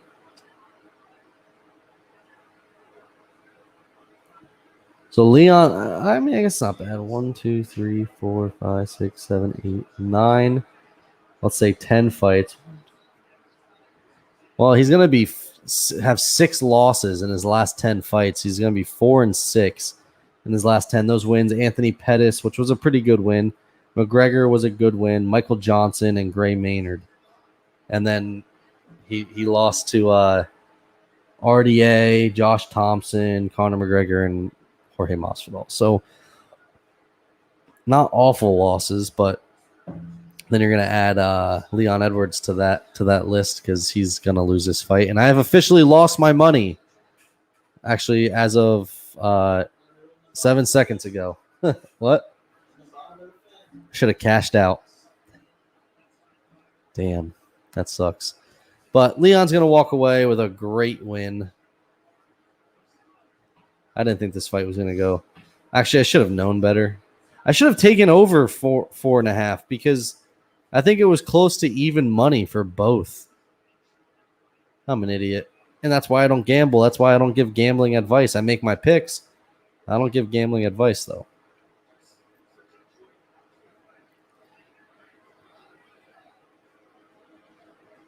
Listen, Nate just, I don't get it. I don't get it. The amount of damage this guy has worn, and we've just never seen him get, gets rocked there, but we've never seen him just get flatlined. I just don't get it. It doesn't make any sense to me. This man just wears 9 million shots and somehow still alive. The CTE is definitely there, but it ain't stopping him.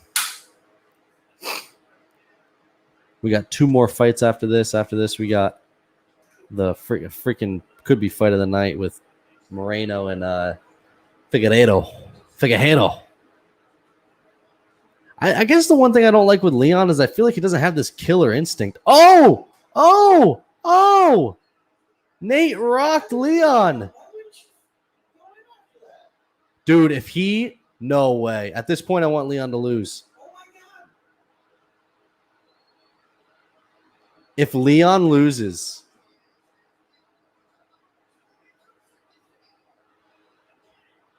Wow. What is happening? No way. I kind of want Leon to lose now just because he didn't win me money. And like I said, he played too conservative.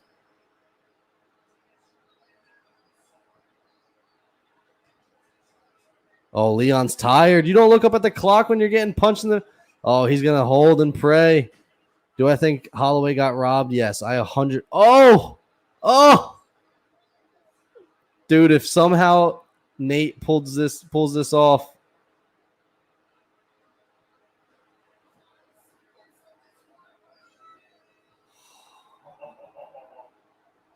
Wow.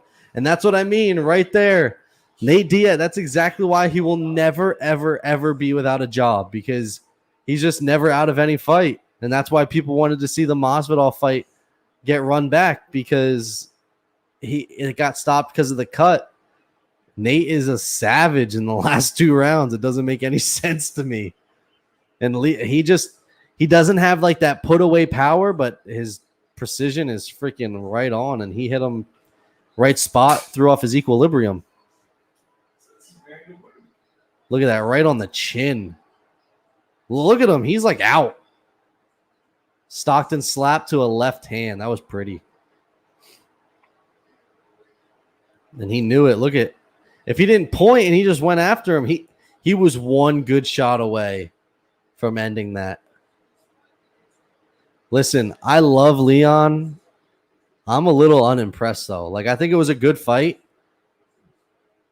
but way too timid, man. Way too timid, I think.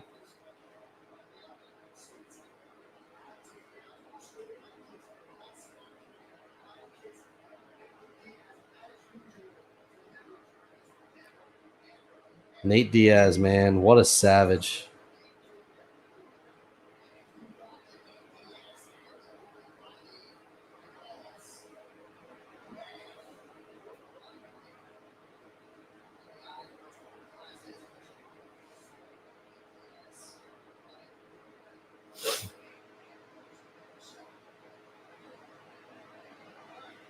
Diaz stole that round too, so that basically cleans the clear sweep, but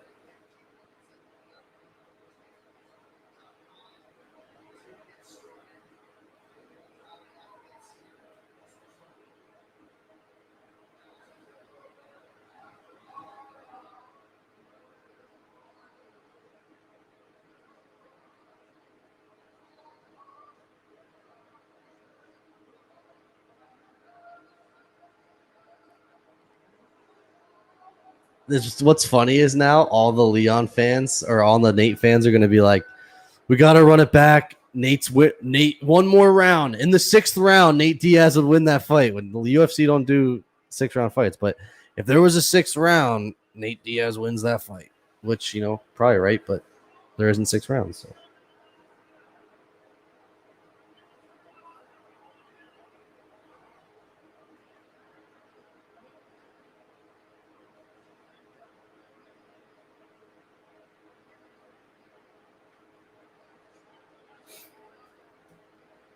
What a fight.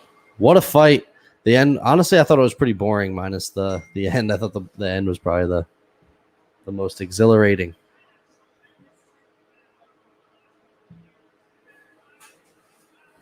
Oh, man. It's getting spicy in here, Carrie. That window would be perfect right here. Look at that. Can we make it happen? No. Huh? You have to work at a couple pools this summer. Yeah, that's true. Kieran just said it perfect. The Diaz army says the Diaz brothers don't lose. They just run out of time. It's true, though. I mean, listen, I had Leon all the way. Obviously, Leon, looked okay. I think he could have looked better, honestly. I would have liked to see a little bit more from Leon, but it's fine. Nate comes back once every 2 years. This is what he does. He makes his money. He'll take another 2 years off, probably come back, fight McGregor, and make more money. Like, it's what he does.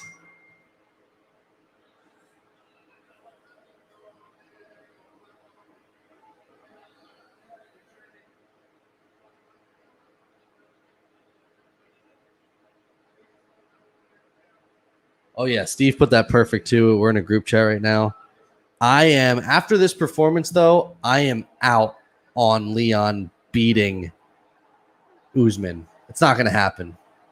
You get wobbled like that by Nate Diaz, and that's nothing against Nate Diaz, but you're not beating Kamaru Usman.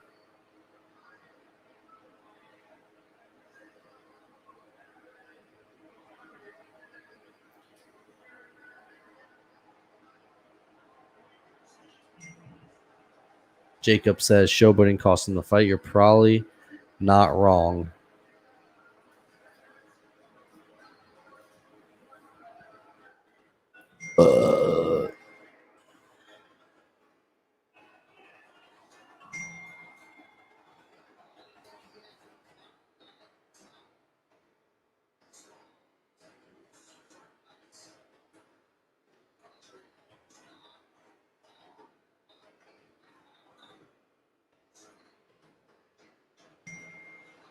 Oh, man.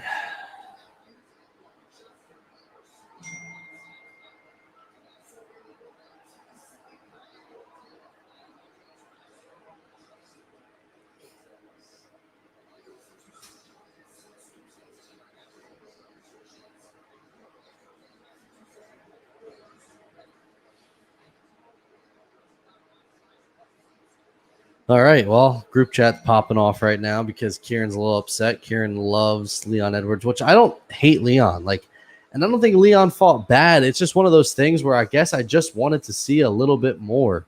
I feel like he was just a little timid.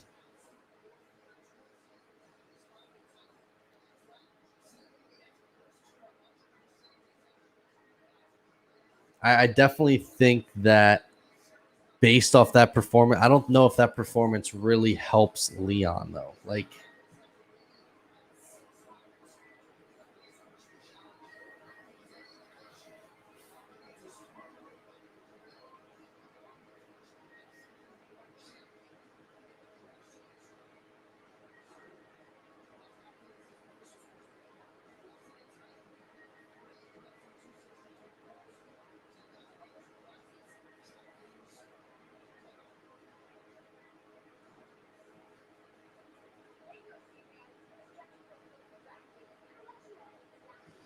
Whew, it's getting hot. It's getting hot. It's getting hot. I'm getting sweaty.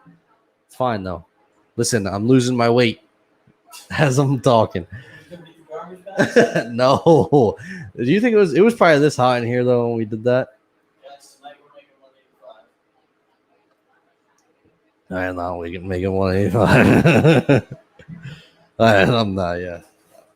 I'm not making 185. I got to drink a lot more water and sweat a lot more if I'm cutting that kind of weight. I probably puke a couple times too. Man, I'm pretty upset by that fight. Man, I was really expecting a lot. It was good. It's just, man, I feel like that really hurt Leon's stock. Honestly, that's tough scene. We got 2 fights left. We got Figueiredo Moreno next. Which, God, this fight, one of the best fights of, was it last year already? Like, just crazy fight. While we're waiting, call in 908-509-1466. I know you won't call, but I'm telling you anyway. Call in and let's talk some MMA. I got to stand up here for a second.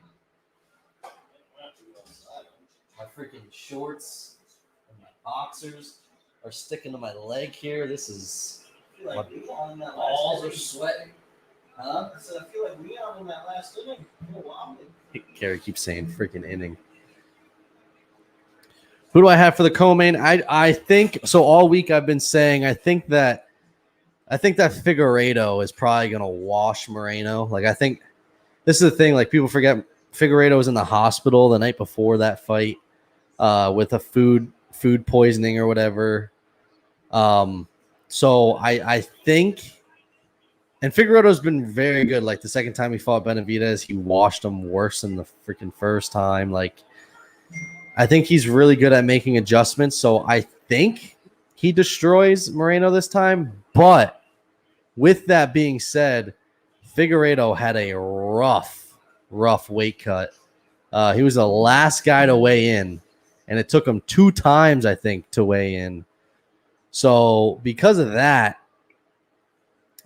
I could see. Listen, because of that, I actually put money on Moreno to win the fight. Win the fight under, I don't know how many rounds. I think under 4.5. But let me see here. Got to look at my DraftKings. I throw so many bets in and then I just forget what I'm doing. So let's do this here. Let's see what we got. It was like a ridiculous bet, plus 900. Moreno to win and under 2.5. So I definitely read that wrong. See, I think I meant to put Moreno by KO, and I accidentally put under 2.5.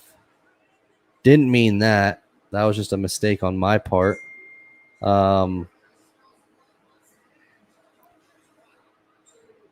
Whatever.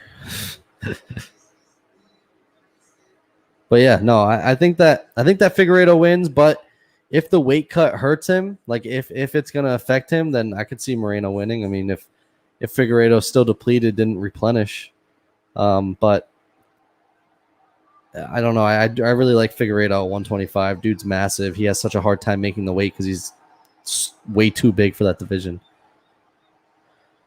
And I think if he washes Moreno, I think at that point we either need Cejudo to come back or we need Garbrandt to drop down. Like, he is just a savage. I mean, I love Brendan Moreno. The story's great, but we need trying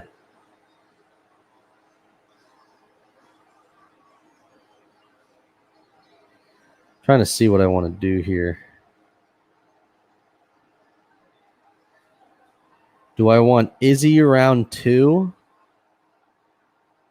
Let's go Izzy round 2 finish for my last bet. Why not? Plus 800. Plus 800. We'll do it. Round 1, feel out, soften them up. Round 2, knock them down, get them doggy. He said he's going to basically make Victoria's bitch again. I'm a little worried about this fight for Izzy, though. Like, he weighed in at 280 or 183. So he weighs in underweight again. Marvin Vettori is going to be bigger or stronger. And we saw what happened when Jan Blachowicz wrestled him. Now, granted, Izzy is going to be, a strong dude.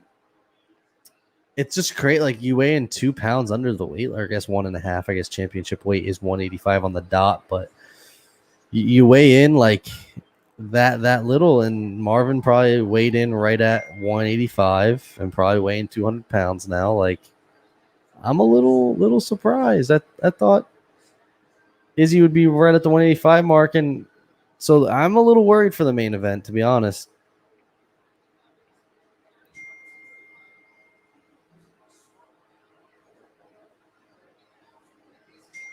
Frankie Vid says Nate Diaz got outclassed to Leon gassed out, but still though this should be a reality check for Nate. 170 is just too much. Listen, Nate, and I said this and I'll say it again, I'll say it on the recap too, like Nate Diaz as a reason why he was calling out 155ers to fight him at 170.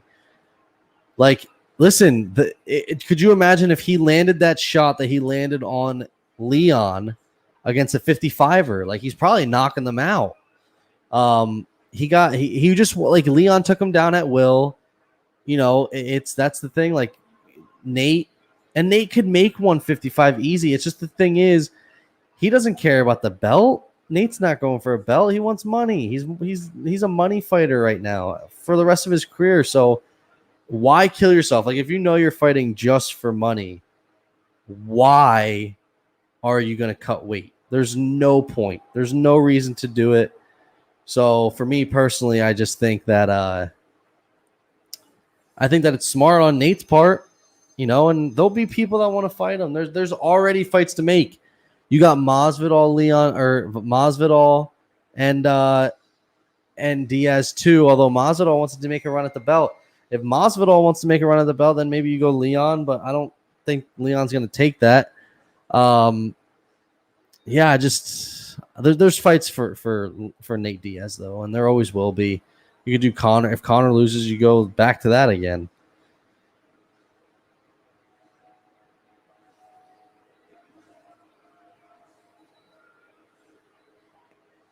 So Dana White said Colby's next in line. After that, Leon versus Usman is going to happen. So.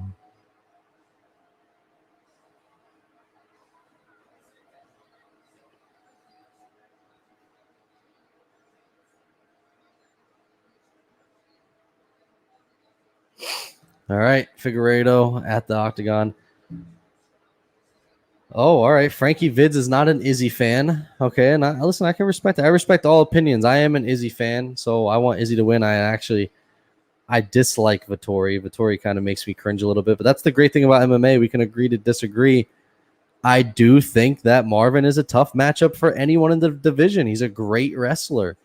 My only issue with Vettori, aside from his cringy shit talk, is the fact, which one I want to say, I feel like Vettori, hats off to him though, his English has gotten great. That dude sounds phenomenal when he speaks English now. I'm serious. The dude was so hard to understand like 2 years ago, and now all of a sudden like he sounds great. Like I think that's amazing when people do that.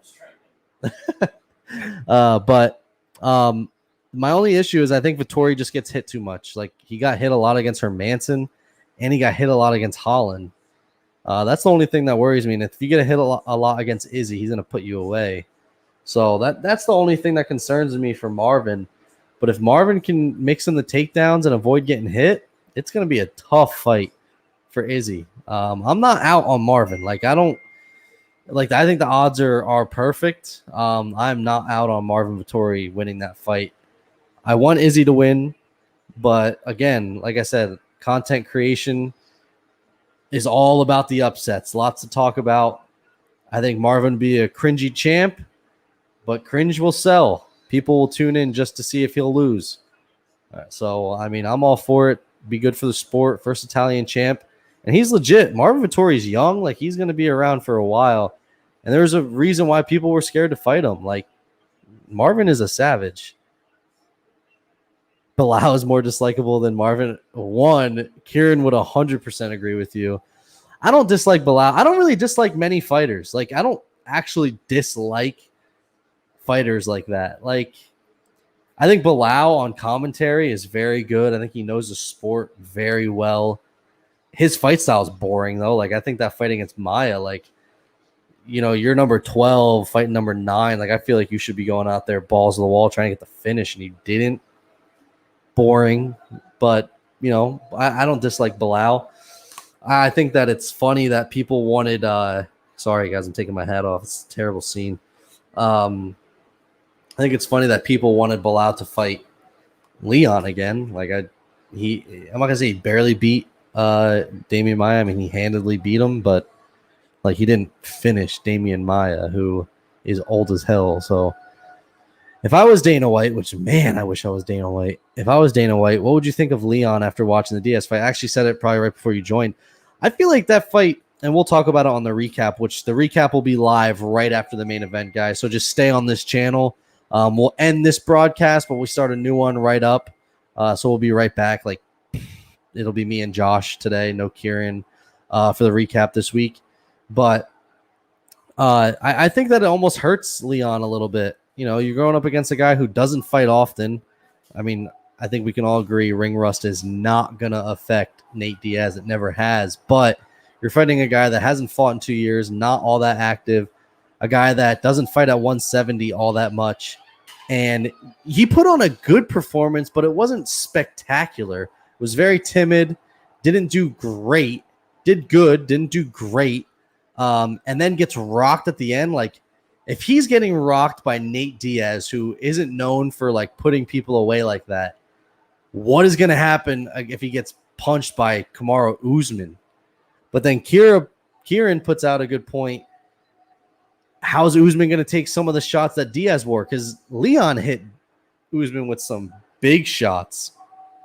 And it's just the Diaz chin is just, it doesn't make sense. You know what I mean? So, I in my personal opinion, if I'm Dana, I feel like it doesn't help Leon that much. But he's already basically come out and said that it's going to be Colby Usman next, and then Leon's going to get the winner after that. So, but a lot of things can happen. So who knows? But here we are, Mike Beltran, co-main here. They're about to fist bump. Here comes my third yawn. Third yawn. It's 12 o'clock. Davison Figueiredo's picking his nose. COVID is gone. COVID is beaten. So picking noses, wiping on people is back. Doesn't matter. Flick the boogers everywhere. No one cares. COVID is officially dead. Here we go. Moreno always looks like he hasn't slept. I love this guy. Love Brendan Moreno. I do think Figgy is going to win this fight, though. But I have Moreno under 2.5. If I hit that, I win some good money. I don't think I'm going to hit it. I just bet it for fun. I actually bet it by accident, truthfully. I meant to bet Moreno by KO, and I bet it Moreno under 2.5 for some reason because I'm stupid. So that's what I do. I do this so many times. I lose so much money on just stupid stuff. So whatever, money is money, right? Yeah, I don't know. Moreno always fighting with his chin high like that. It's just the way he does, and he always fights with his fingers out like that too. But works for him. Listen, I'm not a fighter, and I also listen. I'm a stooge, right? MMA Stooges channel. We don't know shit.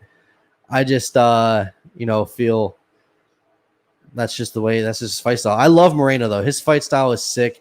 The story is amazing, right? Like, dude was cut from the UFC, comes back, puts on a freaking great performance. He's been on a run. He's sporting some new ink in this fight. I like. So far, he's leading the dance though. Leading the dance against Figueiredo, which is kind of surprising, but that's what Figueiredo does. I think he's gonna wait, see, pick his shots, pick and choose his shots. Don't forget though, Figueiredo has lost. He lost to Jussier Formiga, who is no longer even in the UFC. He got cut. So don't forget that either. Moreno throwing some volume. I don't think he's really caught Figueiredo clean with anything, though. And then Figueiredo lands one clean, though. Moreno looks like his eyes are barely open. Like he's fighting in his sleep. Yeah, I agree, Frankie. That's what I mean. Like Moreno throwing more volume in the dance right now isn't bothering me at all, because I think that Figueiredo's kind of just plotting, seeing what he's doing, getting reads on him. Sporting the God of War hair. Can we get you a hot coffee? I heard that. I heard that drinking hot stuff when it's hot keeps you cool. Actually, And how does that work? By raising your core body temperature? I have no idea. So it's just cooler out? Listen, I didn't say it. I just said I heard it. There's probably studies done. We got producer Carrie in the studio, which is actually his studio in his house. Listen, we got to make it sound like we're not at your house. Oh, okay. Listen, I love Brennan Moreno. They could run this fight back every single year. I'm watching it every time. I think he is that good.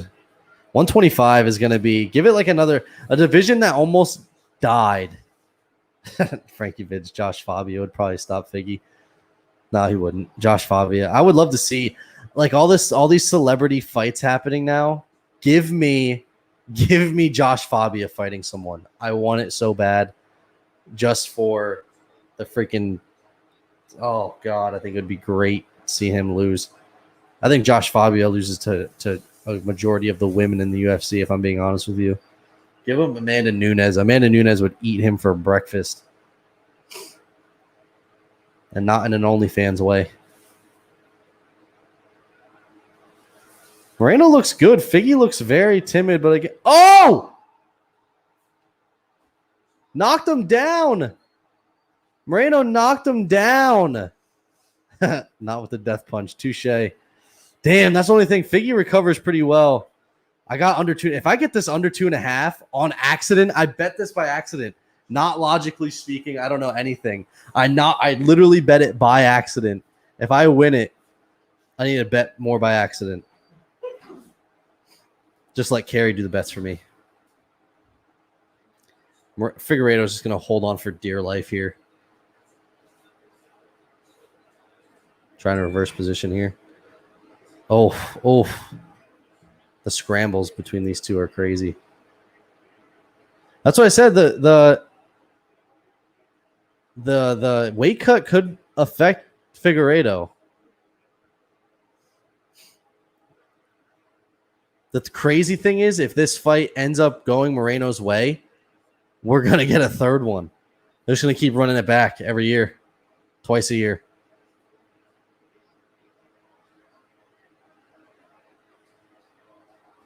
Moreno looks super confident right now. The dude just is fearless. Like, he's just got this fearless swag to him. All right. He's got a nice welt on his forehead. He barely touched him. Wow. Just a little jab to the jaw. That's what I mean, man. The weight cut could have drained this dude.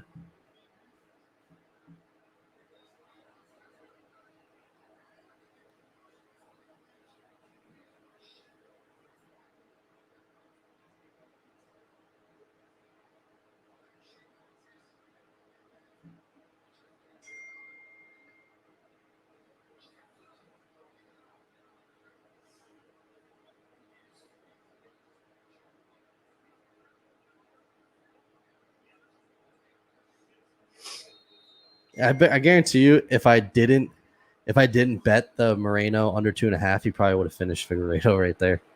So that's my luck. Yeah, Frankie, I agree, man. I feel that's the thing. It's like when guys drain themselves to make the weight. Like, it's one thing if you kill yourself to make the weight, but you replenish really well in the 24 hours leading up to the fight. It's another thing if you kill yourself to make the weight, but you can't properly recover from it. And we'll see. I mean, listen, I don't know. I don't think he wasn't really rocked. I mean, he did recover pretty quick, so could have just been a quick stun.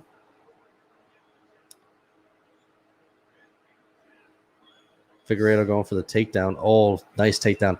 Figueiredo is strong though. Even when he's freaking, he's gonna try to keep this fight on the ground and really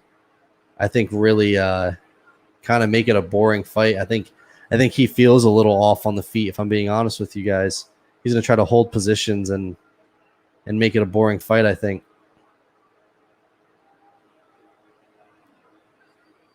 Which is going to suck if that happens. I'm going to be pissed.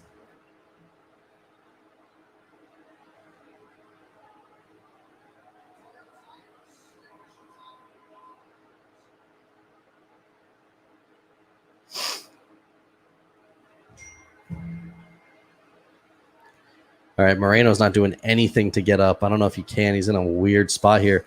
But, like, this is what annoys me. Like, Figueiredo, do something. Advanced positions, do something. Like, this is... I agree, though. I think that Moreno's got to do something to switch position. I'm not a fan of the Mickey Mouse tattoo. I guess Moreno does have or Figueiredo does have a choke in currently.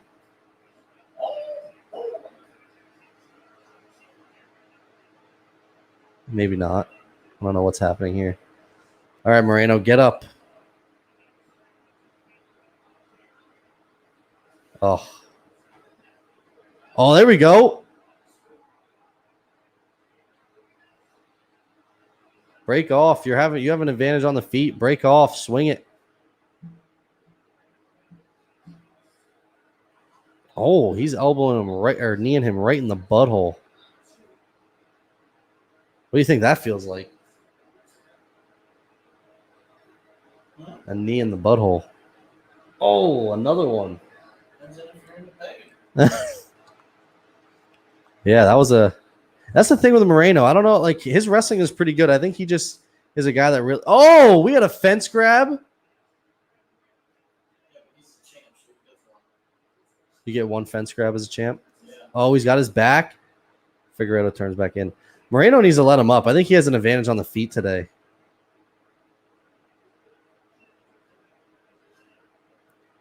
I think Figueiredo already looks tired. This is crazy. I think Cejudo leaving this division has literally revived this division because Cejudo was so much better than all of them. So by him leaving, it made the competition much better. Much closer, rather, I guess. Moreno, you should have let him up. Oh, good elbow by Figueiredo from the bottom.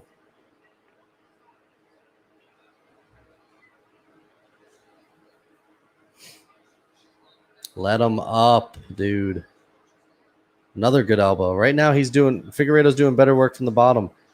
Let him up and freaking stand up. You had the striking advantage so far of this fight. The hell?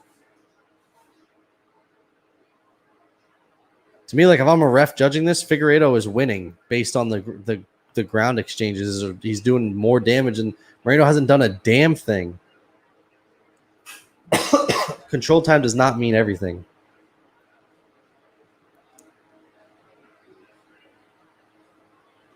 Oh, that was a huge shot. Why? Why one? Keep throwing, man. Wow, Frankie, you think the loser of this fight gets cut by the UFC? Heck no. These guys are going to run it back like 3 more times.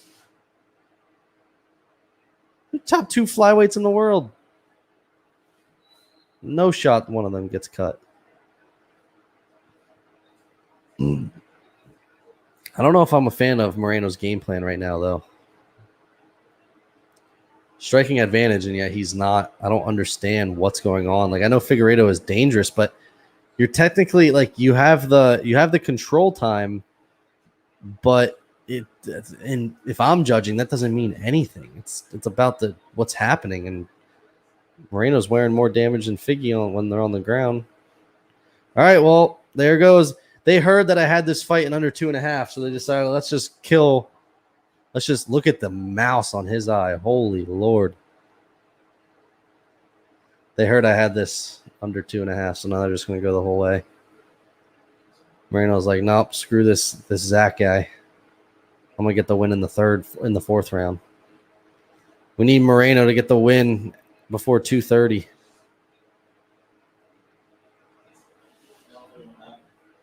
You don't think so? No, you're not looking. No, you're right. I'm not. I have $5 more. Oh, no, I think I wasted my last 5. Damn. Betting is just not my forte, guys. Although I've been playing with house money. See, like, he's landed the cleaner shots, the better shots, and he's just the fence grab. Bullshit. I agree, Frank. He just needs to stay on the feet. Moreno needs to land some big shots, end this before 2:30.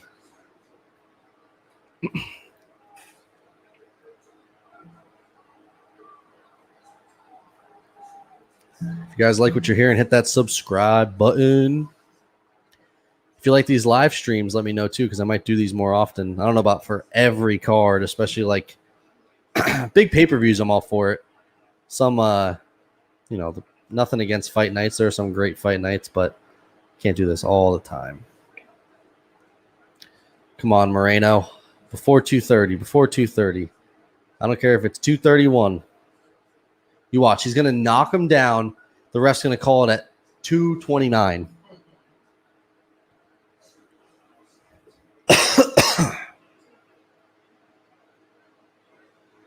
Man, I thought for sure after round one he was going to try to get the finish a little bit earlier. Round two was kind of not a waste, but I feel like he didn't do anything with those takedowns at all. Should have bet draw again.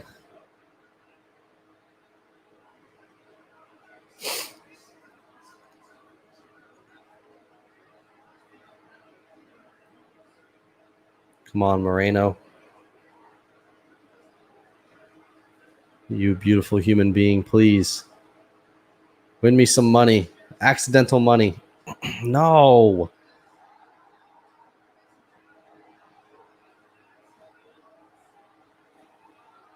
A sub?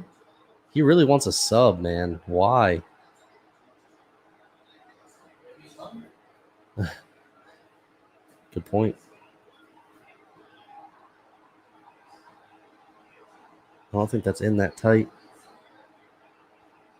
The thing is, if he chokes too much, yep. I think if he chokes too much, he's going to burn his arms out. I got 30 seconds.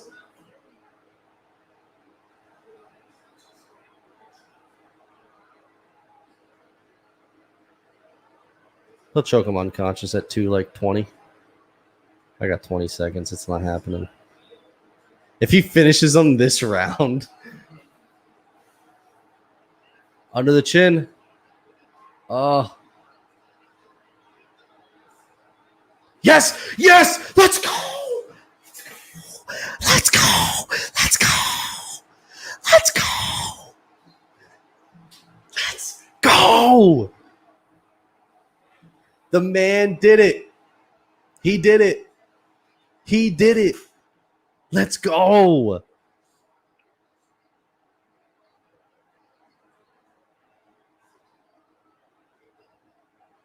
What a freaking fight. Brandon Moreno, man, what a freaking story. One of the best stories ever. Holy shit.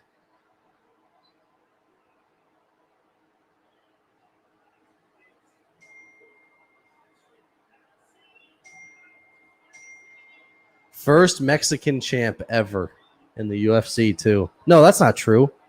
Cain Velasquez, wasn't he? Well, I guess I don't know if he was born in Mexico.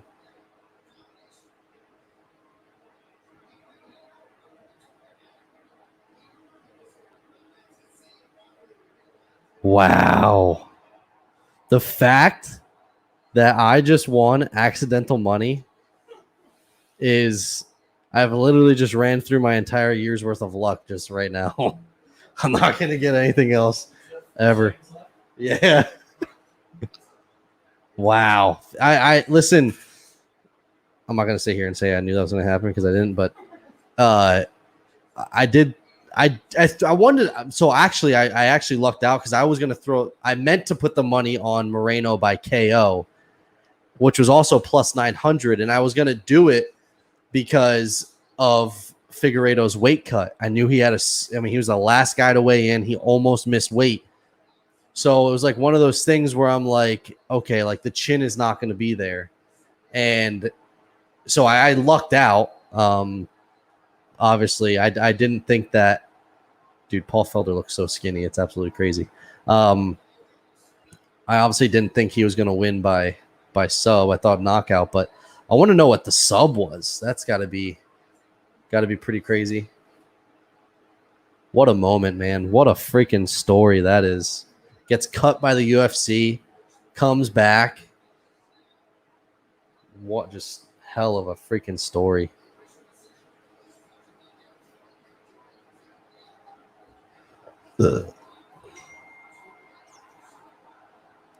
Davison Figueiredo took the gloves off. Did he retire? No, he's not even that old yet. He's been talking about moving to 35. I don't hate it. I think he's a little small, though.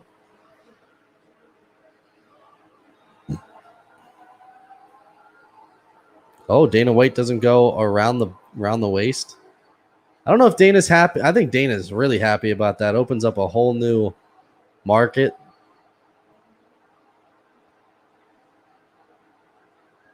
Listen, that's class, though. That is class.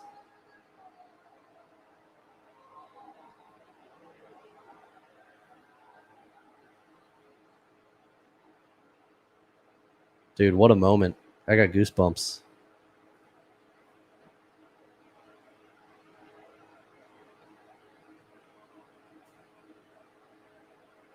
Moreno's doing well for himself.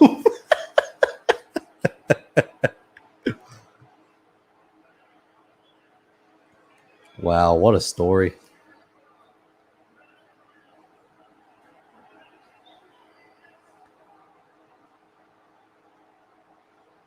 So many huge moments this year. With Rose and everything else, man.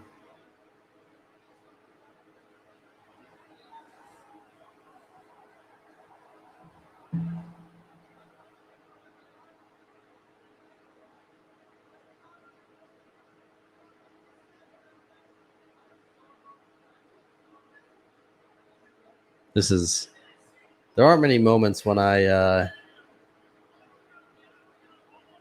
like why watch UFC and I get goosebumps like that, but man.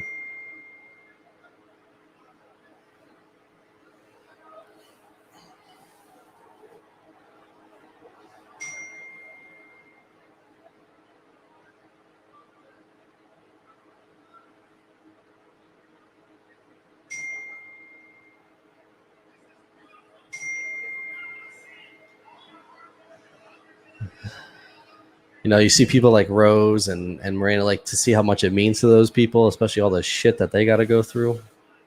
It's crazy. There's something about someone winning winning UFC gold compared to every other sport, like the World Series or things like that. Like it's just because these guys literally go through freaking hell.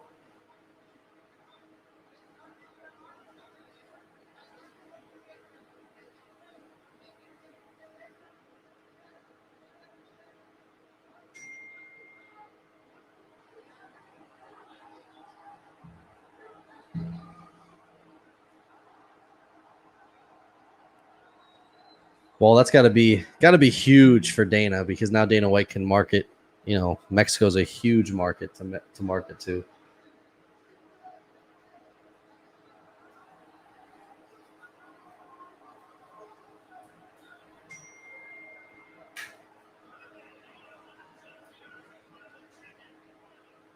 Frankie says, "Great moment."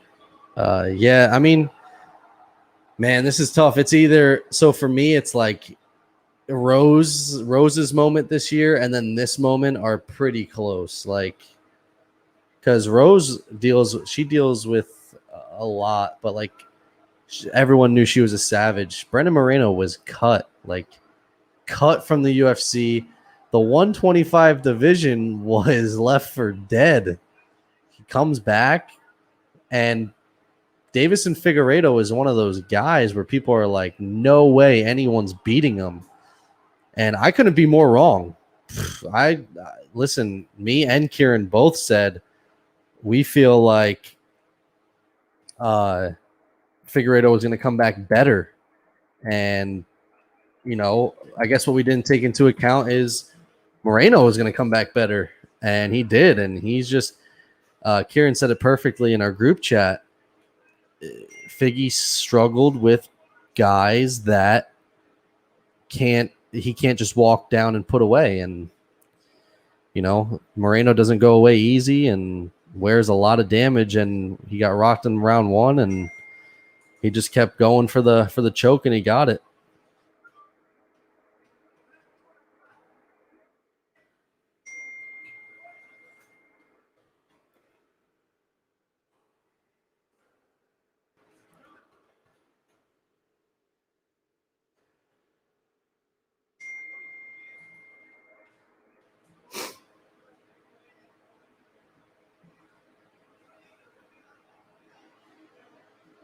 No. I'm not saying like that's what I mean. Like I feel like I'm not discrediting this win. Like I think that this win is massive for Moreno. It's just like it's all the stuff that Rose dealt with outside of the octagon, which I think made it truly incredible. And Zhang Wei Li, a lot of people thought that she was kind of untouchable, but then I think that a lot of people overlooked the Joanna fight, in which that fight was super close. But Rose is a savage. But this probably beats that moment. But it's just also I think what kind of everyone forgets about or kind of sides with the Rose win is because it was the first card with fans back too. I think that people kind of are a little biased about that as well. But I think that they should almost just run this fight back every single time. Let's just run it back again. But Askar Askarov would be really, really cool too because they're absolute. He's an absolute savage as well. But here we are, main event, guys. I'm going to take a quick bathroom break. I'm going to run the countdown here. So I'm going to go to the bathroom, and I will be right back. Carrie, keep the people entertained.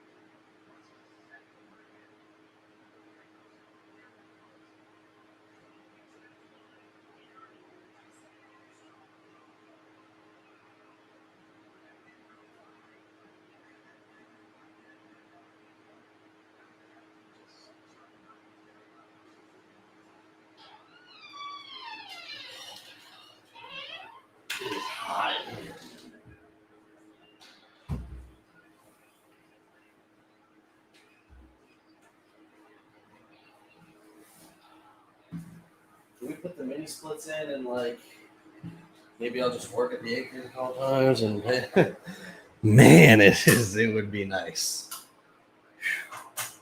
How do you play video games in here? You really haven't, right? Yeah, that's true too. But it still kind of doesn't it get hot in here? What's up, everyone? I'm back. Yeah, the Izzy fight, K Primbus is right now. Well, they're previewing Connor Dustin 2 or 3 right now, but Frankie Vids, man, he's all in. He thinks that Izzy's losing. I don't know, man. I put money on Izzy round 2 finish. That'd be sick if it hits, but if it doesn't, I'm happy. I already won my money.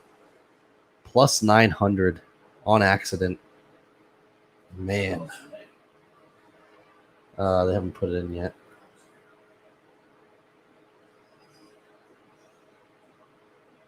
$50. I bet $4.98 because I had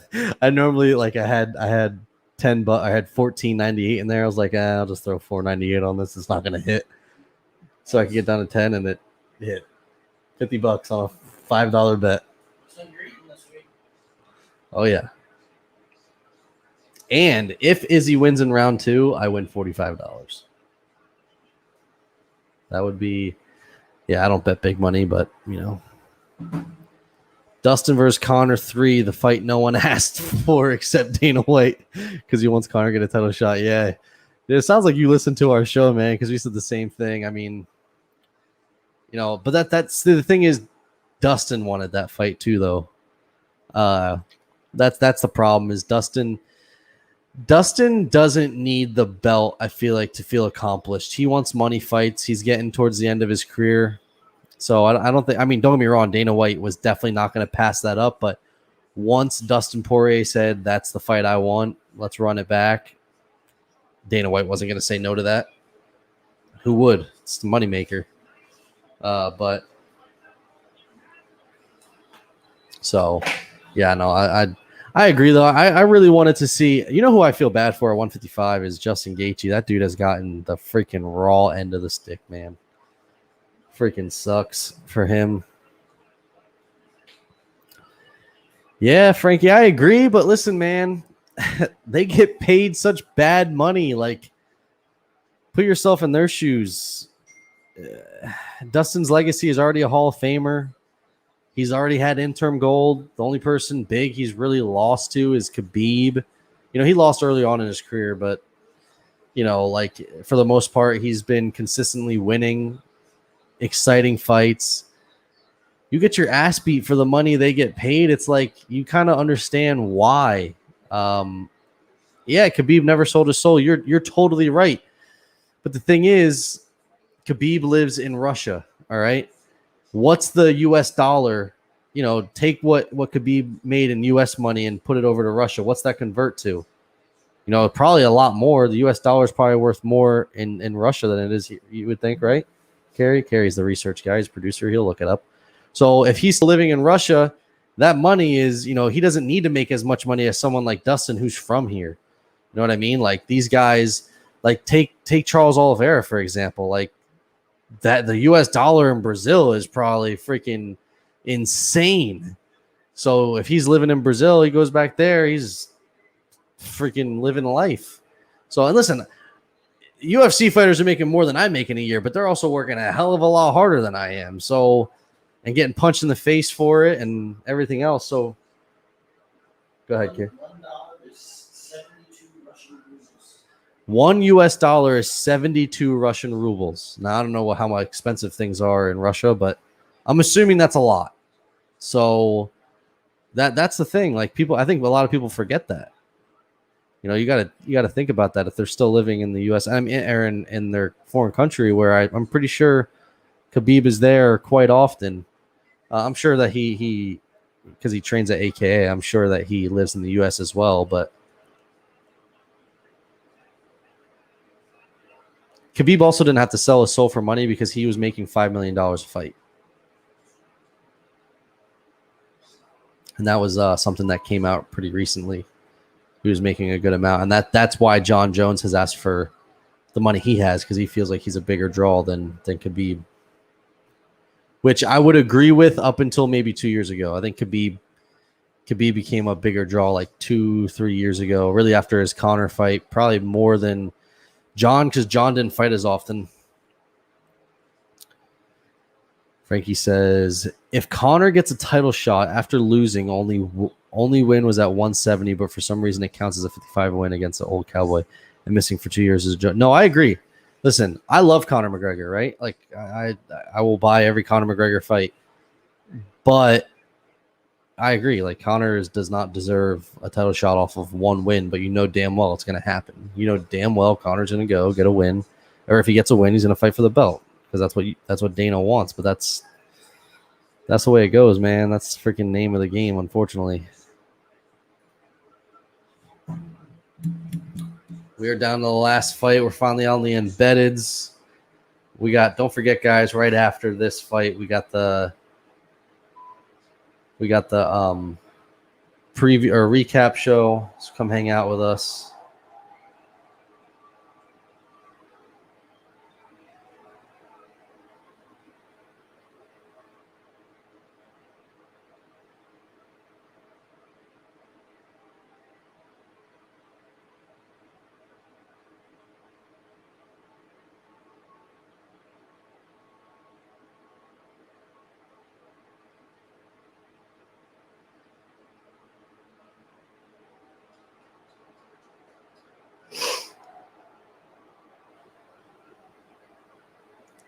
When's my money going in the bank here? Oh, Frankie, you and me are on the same boat. You need to listen to the show. We are not a Michael Chandler podcast. So that's great to hear. Yeah, we don't want. I'm not in on Michael Chandler either.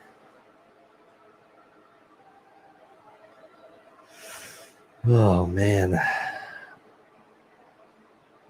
Marvin Vettori by decision is plus 375. Give me that for $4.80.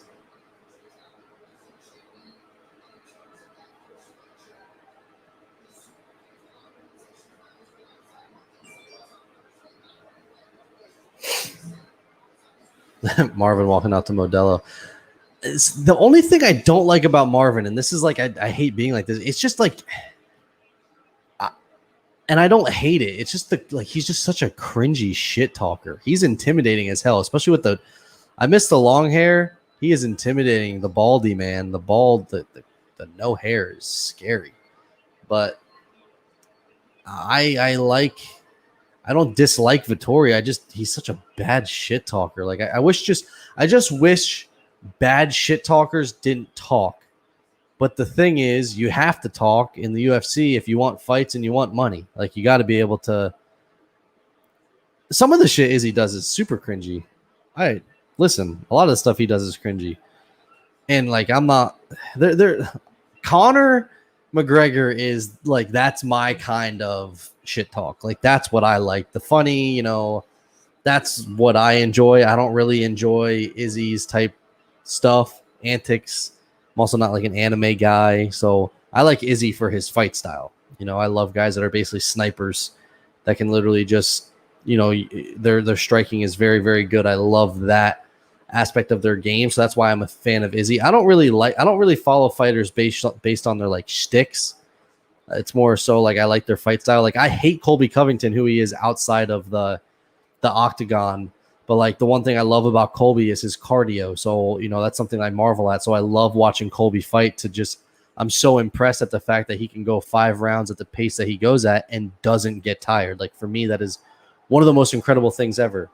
But he is annoying as hell outside the octagon. But I don't really follow any of that stuff really anyway.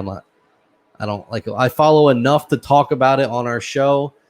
But other than that, I don't really like go too in depth on like all of the crap that goes on. Holland is funny, and I like. So this is the thing. I like Kevin Holland. I'm just over seeing Kevin Holland fight until he can wrestle, stuff a takedown, and he needs to move to 170. He's overmatched at 185. I think if he moves to 170, Bruce Buffer was just hyped up. He was just jumping up and down in the octagon. He is also ripped, Bruce Buffer. The fun fact, you weren't listening earlier, Kerry. Bruce Buffer and his brother, Michael, didn't meet until they were much older. They're half brothers.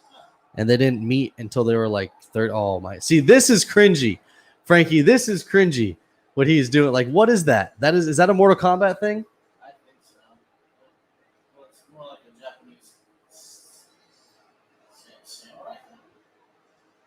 But people love this. You ever seen Three Ninjas growing up? The kid ninjas? Yeah. They wear those masks. The ones with Hulk Hogan? He was in one of them. There was like 2 of those, right? 2 of those, I think. 3. I mean, it's a pretty sick mask. I like the mask. But Izzy is the new Mortal Kombat DLC. You know what they need to add, like in the UFC video games, is like cool walkouts like this.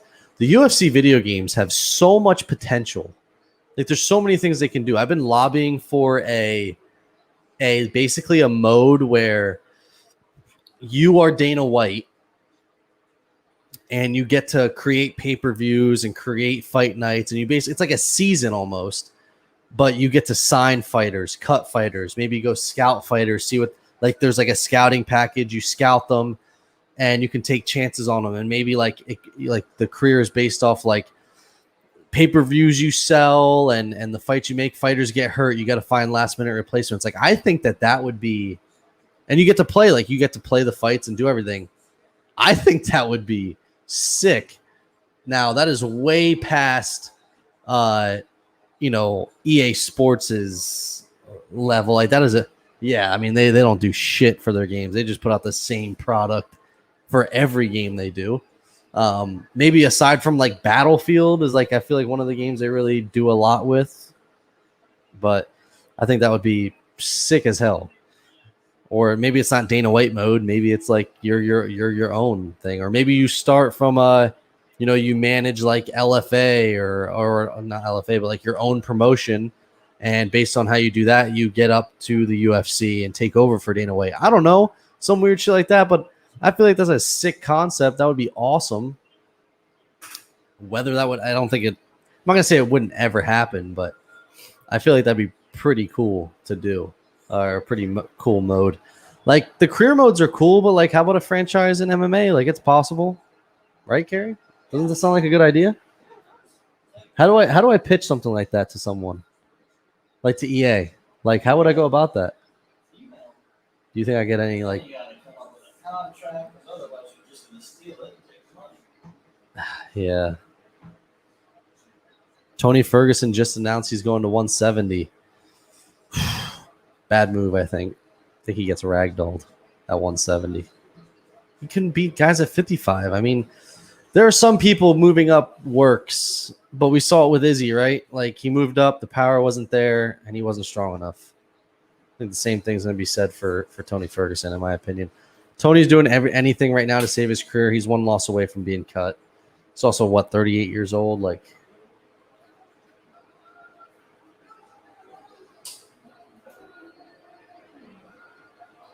pay attention, see if Bruce Buffer fist bumps anyone.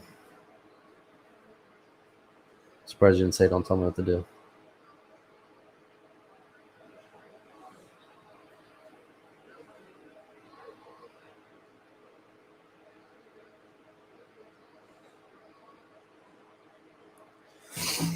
Mark Goddard, my guy.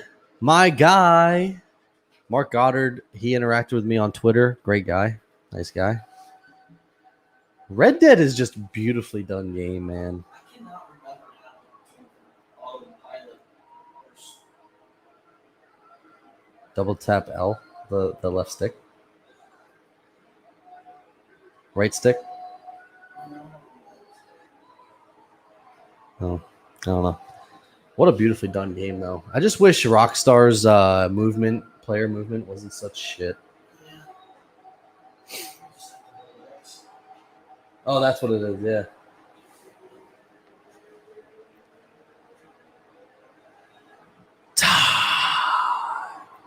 Man, is there anything that gets you more hyped than Bruce Buffer?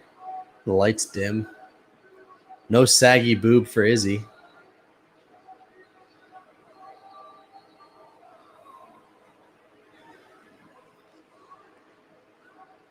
Man, if Marvin wins, that'd be freaking nuts.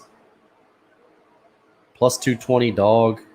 I got him plus 375 by decision. I don't know how else he wins. Like, he's not a finisher. He don't finish people. Oh, God, he's from Corona, Italy. What's wrong with that? Oh, coronavirus. Have you just been This is why you need to be on the mic, man. You don't have to be on the camera, but we can talk. talking? They can't hear you. There's 2 people watching. There's 4. There's 2 bots on Twitch. No, I'm not on Twitch. Periscope, Facebook, MMA, or YouTube, MMA. UFC's. Auckland, New Zealand. Add It's an 8-way.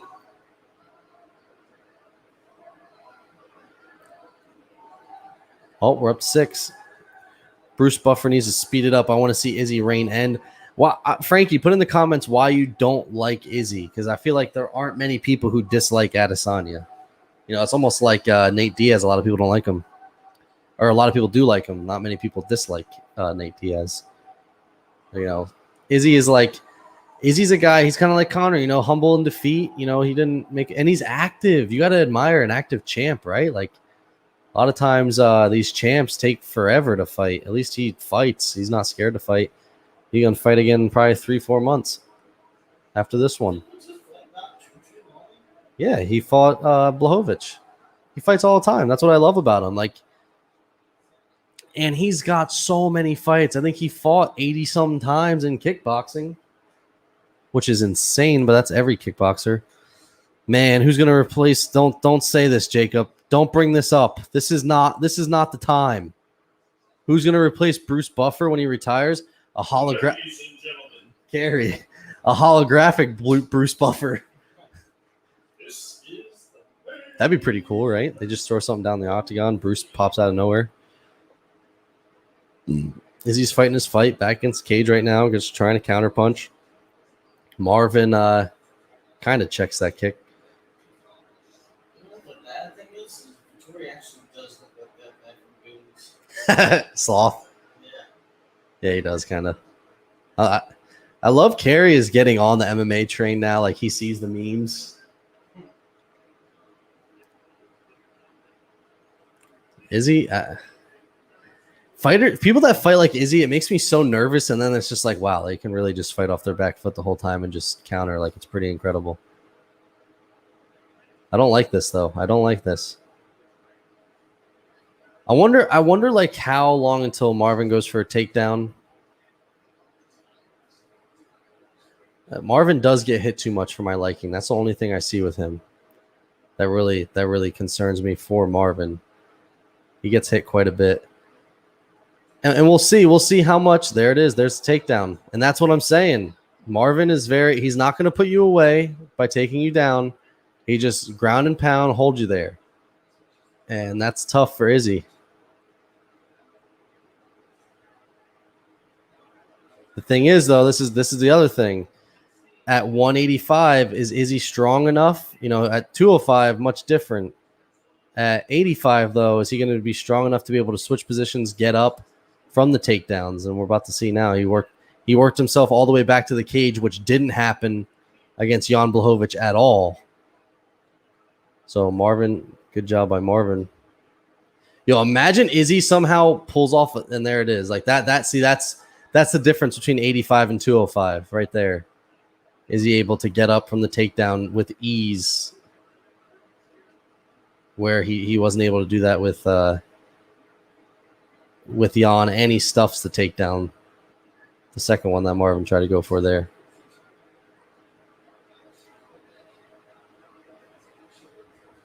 And he gets away. Jan is also probably a better wrestler than Marvin. I think Marvin's a good wrestler, but Jan is obviously the champ. But Marvin keeps doing that and does it throughout the fight. Lots of leg kicks from Izzy early on. Oh.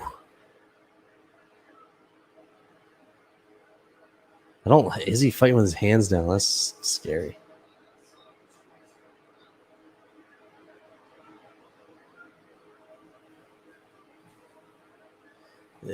Marvin is Izzy's second toughest fight in the UFC. This first was Gastelum.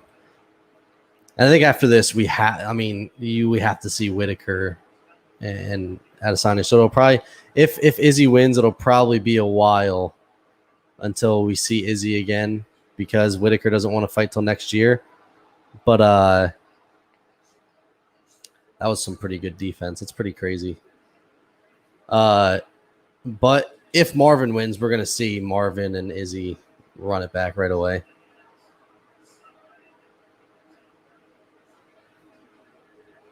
Oh, the leg kicks. I want to know what Izzy does if he wins. I hope he doesn't hump him again. Or hump someone ever again. Like, that can't happen. That's just disrespectful. Imagine losing to someone and then getting dry humped by them. It's a bad look. We're going to see like a leg kick knockout, because Marvin's leg is already mush. It's just red. Oh. Marvin's tough too. That's the other thing. His chin is probably one of the best in the division. So I think it'll be a little tougher for Izzy to put him away. He's got him swinging for the fences, though, and missing. Izzy's defense is pretty sound so far. And he's got Vittori flinching at everything. which is to Adesanya's favor.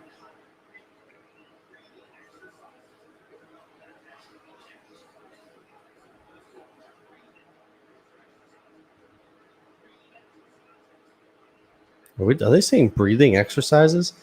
I barely have the commentary on. All right. We're either going Izzy round 2 here, round 2 finish. I should have bet round 3. Should have done round 2 and round 3.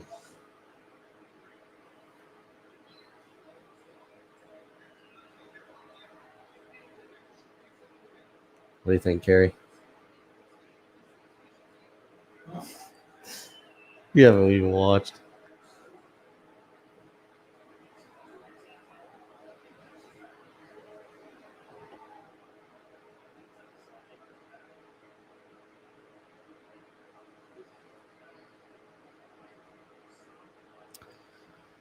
Guys, don't forget, right after this fight, we are going to be live right here on our YouTube channel. Me and the man, Josh Beasy, do recapping everything that just freaking happened, giving out some awards. We give awards on every recap show. And if you can't stick around, that is totally cool. The show will be up in podcast form. It'll be up once we're done. So you can listen to it tomorrow, Monday, whenever you're going to work, whatever you are going to do. Here we are, round 2. I have round 2 Izzy finished. That would be pretty sick. I'd be winning $100 on the day on $10 betting. That's a solid day in the office for me. 50 of that was total accident, but accidents happen.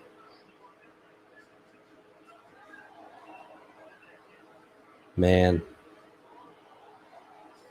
Izzy's kind of getting. I feel like Marvin's kind of getting in Izzy's head a little bit, swinging a little bit wild here.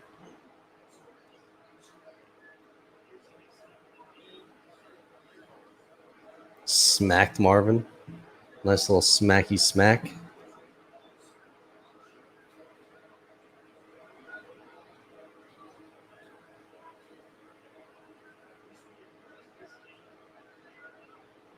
Marvin always looks tired. Like he's always is breathing heavy.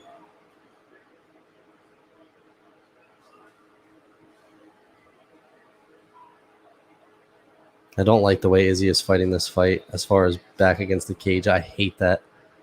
But I think he's doing it because he's kind of scared of the takedown. Because if his back's against the cage, at least he can defend the takedown a little bit better. We didn't see that, I feel like, as much against like Paulo Costa and stuff.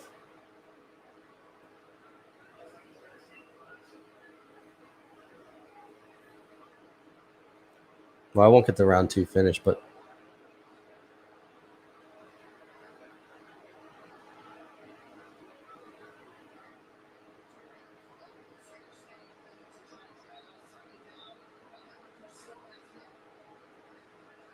oof.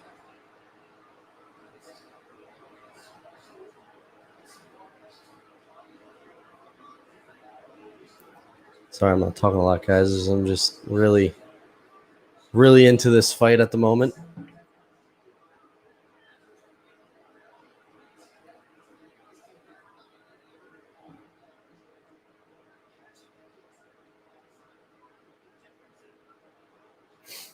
Come on, Izzy. 2 minutes for me to get a round 2 finish and win some money. Probably not going to happen. Totally fine. I did win my money back for the day and some.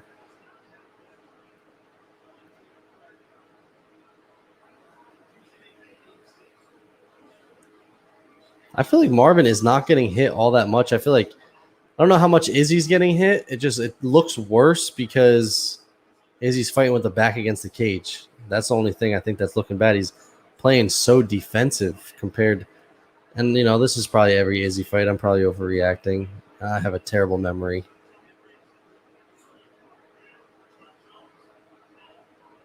I'm sorry, but the hopes of a John Jones fight in Izzy is never happening. That is dead. Izzy needs to go back to the leg kicks.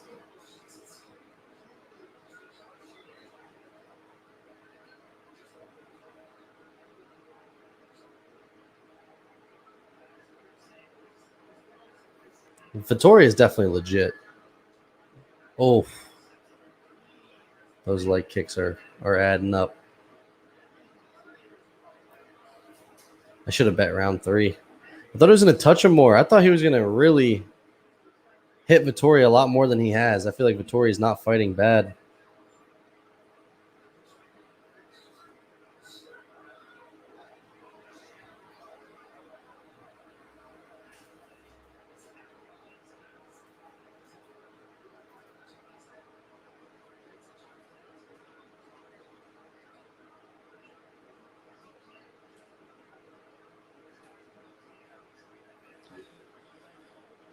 Sheesh. Izzy looks a little tired. Vettori looks a little tired. We're only in the second round. I don't know what's happening. Izzy, feel like, isn't fighting the best fight. Vettori, and kind of, to me, looks a little bit better. Adesanya's landed the more significant strikes.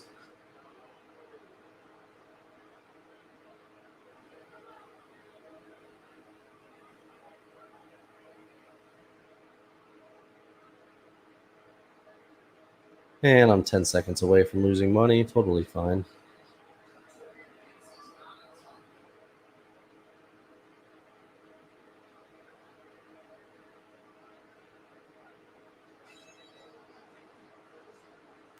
All right. 2 in the books. $5 down for me. I lost. I don't know. This is tough. I think Izzy won the. I don't know. I don't know what the hell's happening currently.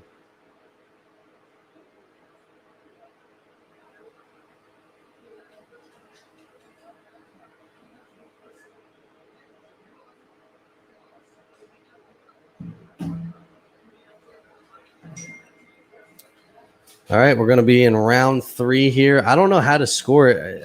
Vettori doesn't want to sit down because his leg is destroyed. If he sits down, his coach is letting him have it right now. I think Izzy doesn't look like he's wearing too much damage. I don't really like the way he's.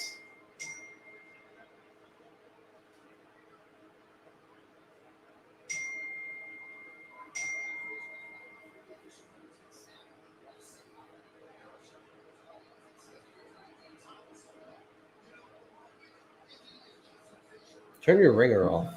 Ding, ding, ding, ding, ding, ding, ding, ding, ding, ding, ding. Don't tell me what to do. I'm going through this all. I am not your dad. You are correct. Vettori with an early shot.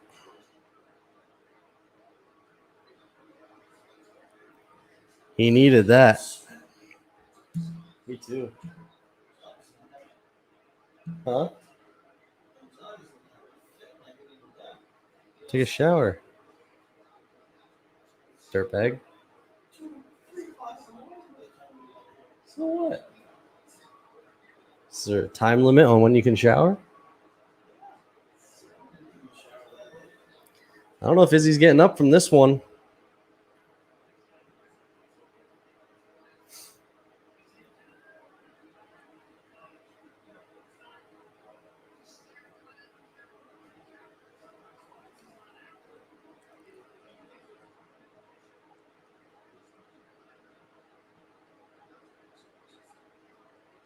You should look up Ranch Simulator. What's been happening?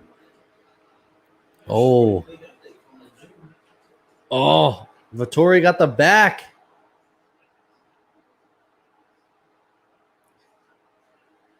Oh, he almost had the rear naked.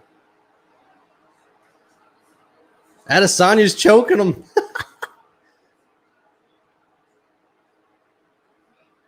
Ooh, that's got to hurt. Head right in the sternum.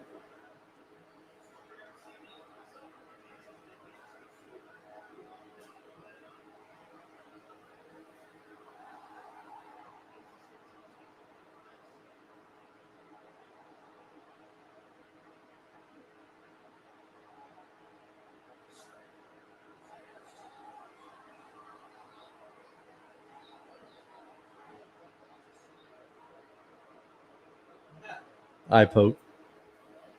Vettori is just he's such a I think I almost want to see Vettori get knocked out because he wasn't even wincing his eye, so he's fine. he's like so over dramatic. Like everything that happens, like he throws his hands out and like maybe it's an Italian thing, I don't know. But he's like, yeah, because like they talk with their hands and stuff. But everything is like, oh, like he gets all pissed off and stuff. It's weird.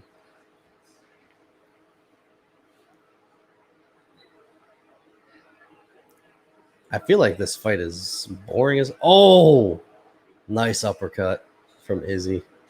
Oh, that leg is. He keeps shaking his head. Yeah, that hurts.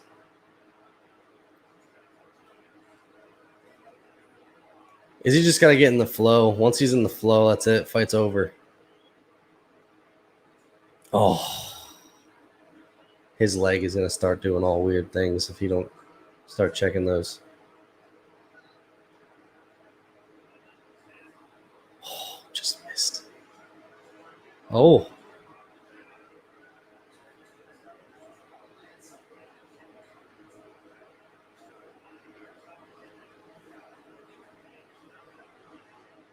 I think Izzy needs to throw more of those uppercuts too. Man, those leg kicks are. He's not going to be able to wear those for 2 more rounds.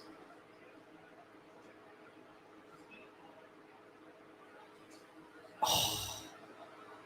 Every time one lands, it just, God, that looks so painful. He's not checking them at all. What's up, No Limit Warren? Thanks for tuning in, man. Appreciate it. How do you watch it? You got to buy it, man. It's almost over, though. I don't have any illegal streams. I'm a good boy. I don't want to get cold for Christmas. Oh, Izzy just missed the head kick.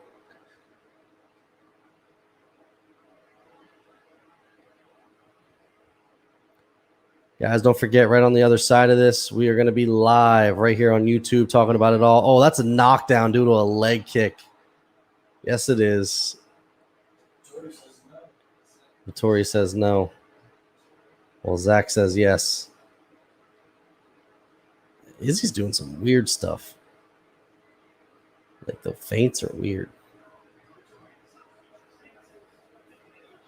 That's the other thing. Vittori hasn't switched his stance once. I know Joe Rogan just said that, but he has not switched his stance one time from these leg kicks. No Limit Warren, you probably should go, if you're going to watch it, find a way to watch it quick because I don't know, round 4 might be it. Vittori's leg is meat right now.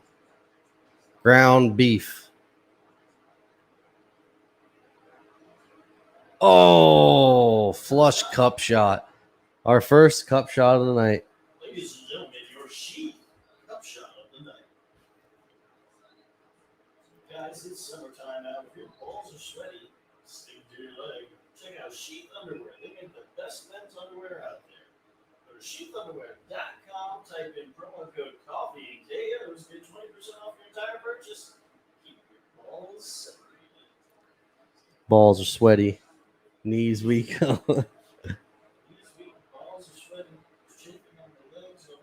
There we go. We can make a whole skit out of that. That's how I ended the show. Oh, that's right. Yeah, that's right. I'm surprised Vittori didn't take the whole 5 minutes.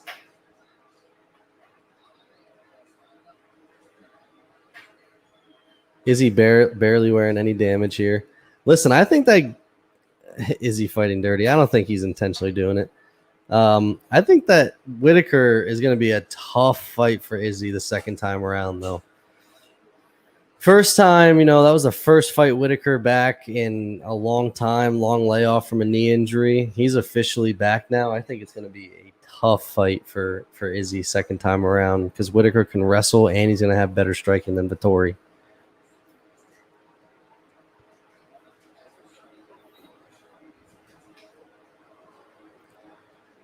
Izzy's wrestling is, obviously he's not a wrestler and he's not going to take anyone down, but like his defensive wrestling or ability to get up, what a difference between 85 and 205. That's what happens when you weigh in at 203 and that's like your max weight. Probably walks around at 203, didn't cut any weight. Man was eating pizza on the scale.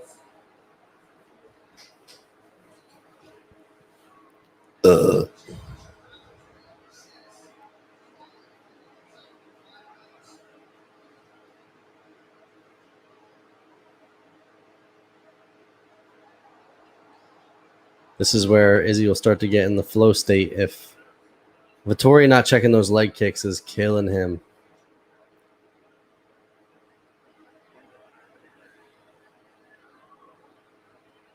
I kind of want him to get knocked out so bad, but I don't know if it's going to happen.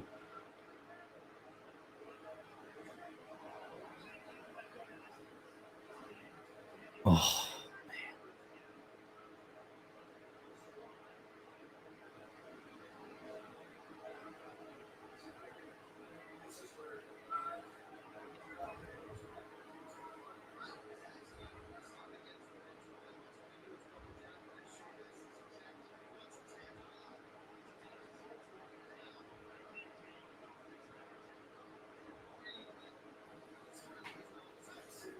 You think being bald hurts you worse than if you have hair?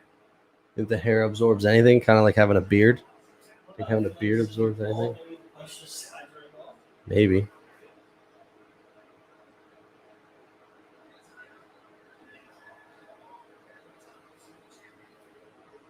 Oh. Let him up. Why? Just let him up. What's the point? Yeah, there you go. He listened to me. Thanks, Izzy.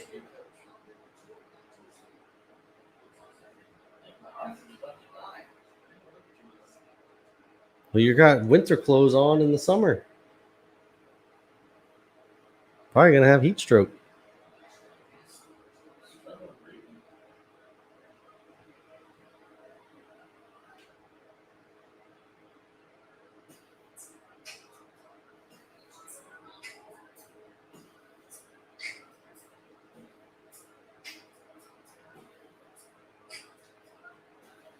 Oh, that was a great question mark kick.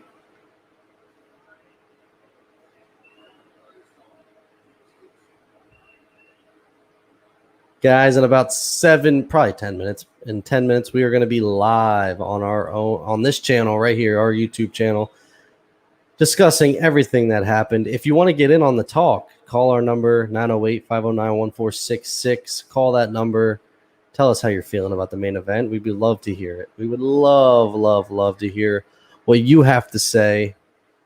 Just call the number, and we will bring you on air and let you talk, and you can air out how you're feeling, whether you like Izzy, hate Izzy, love Moreno, hate Moreno, whatever you want to talk about. The floor will be yours. You just got to call that number. We'll let you in, put your name in there, and it'd be fun to hear from you guys. So make sure you tune in. Also, if you liked what you heard, please click that subscribe button. We appreciate all the love and support. We are 1 minute and 40 to go in the fourth round. Izzy, I think for the most part, pretty handily winning this fight. Anticlimactic so far.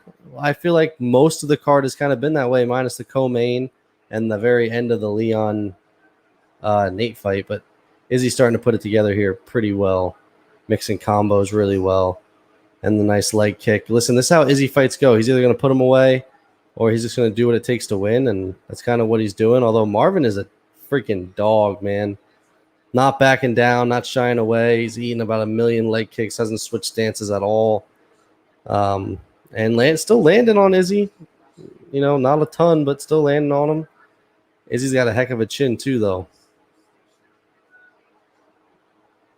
I don't think he's going to put Vettori away. Vettori is freaking tough, man. Trying hard for the takedowns, but Izzy don't even look tired. I think Marvin proved, though, he deserves to be in the top 3. I think he gives a lot of people fits. Dude's tough.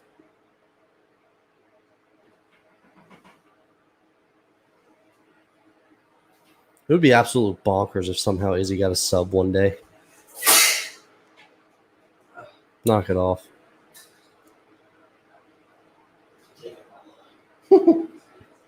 Hanging out with you too much. 10 seconds to go in round 4. We are 5 minutes away. Izzy with the ass grab. Mark Goddard's like, don't do that, man.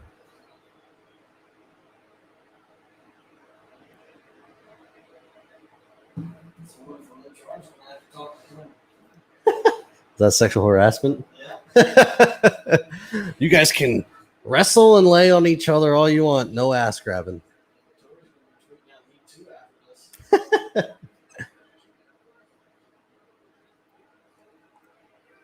Vittori's coach seems very upset.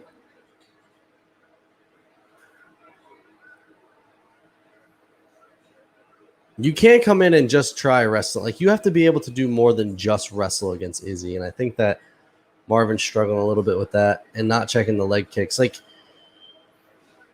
wrestling is obviously Izzy's weak point, but you have to be able to take him down and hold him there, which I thought Marvin would be able to do. He looks much stronger. Like, he's stacked. The dude's huge, but I guess his wrestling isn't good enough to keep Izzy there because Izzy's gotten up with ease every time.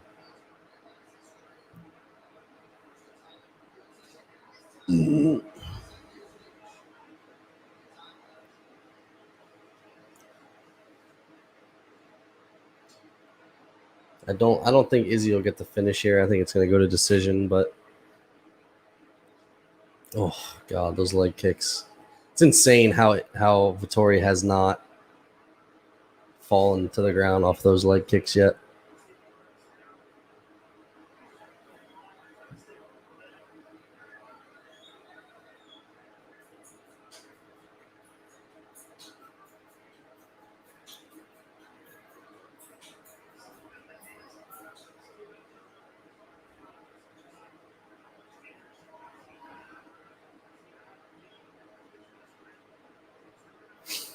Four minutes to go, everyone. 4 minutes to go. Izzy's back still against the cage. Mark Goddard's telling him, like, do something. I think he was actually yelling at Izzy for something. I'm not sure what.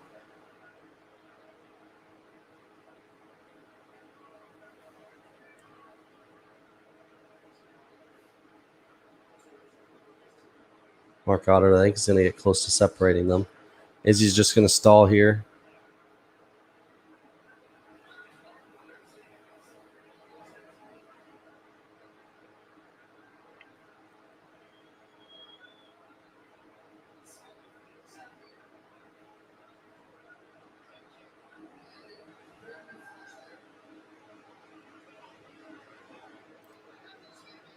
Izzy just not as much volume today. More running around the cage. I mean, like I said, that's an Izzy fight. It happens.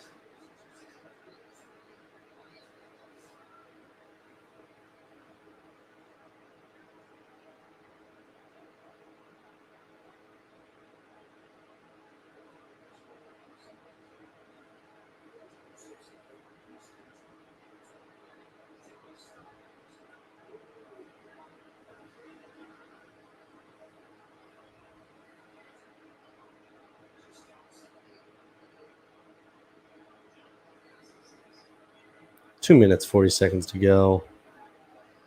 Izzy, fake rope-a-dope there.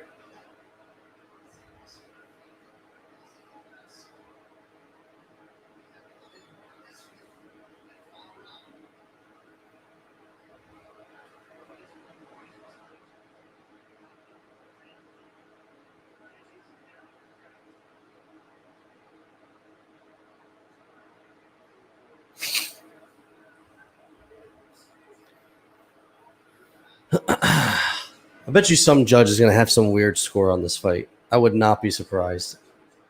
It shouldn't. It should be all 5 for Izzy, but I bet you there's some judge out there that somehow has this fight for Vittori. Because MMA judges just don't make any sense.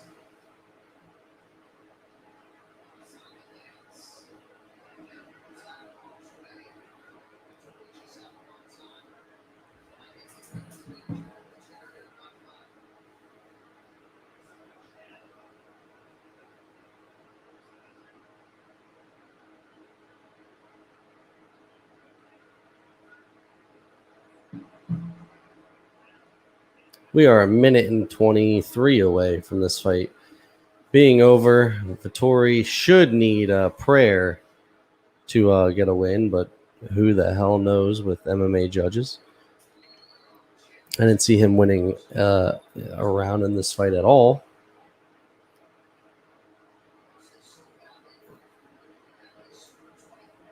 I think most fans probably a little disappointed. If you're a casual fan that likes finishes, this was not the night. A very anticlimactic night all the way through, really, minus a few fights. Pretty anticlimactic.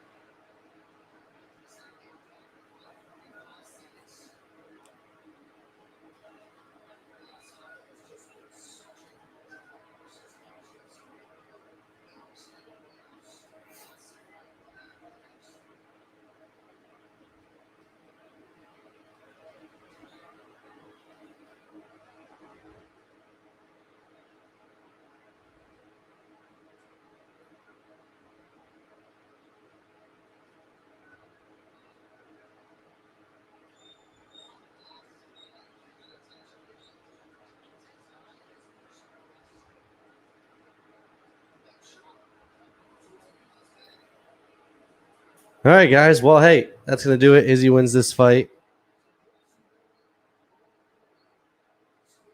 And those of you that stuck with me all the way through, really appreciate it. Appreciate the support. If you guys could go subscribe, that'd be great. We're going to be back live here in another, probably in 10 minutes max, recapping everything that happened. We appreciate it.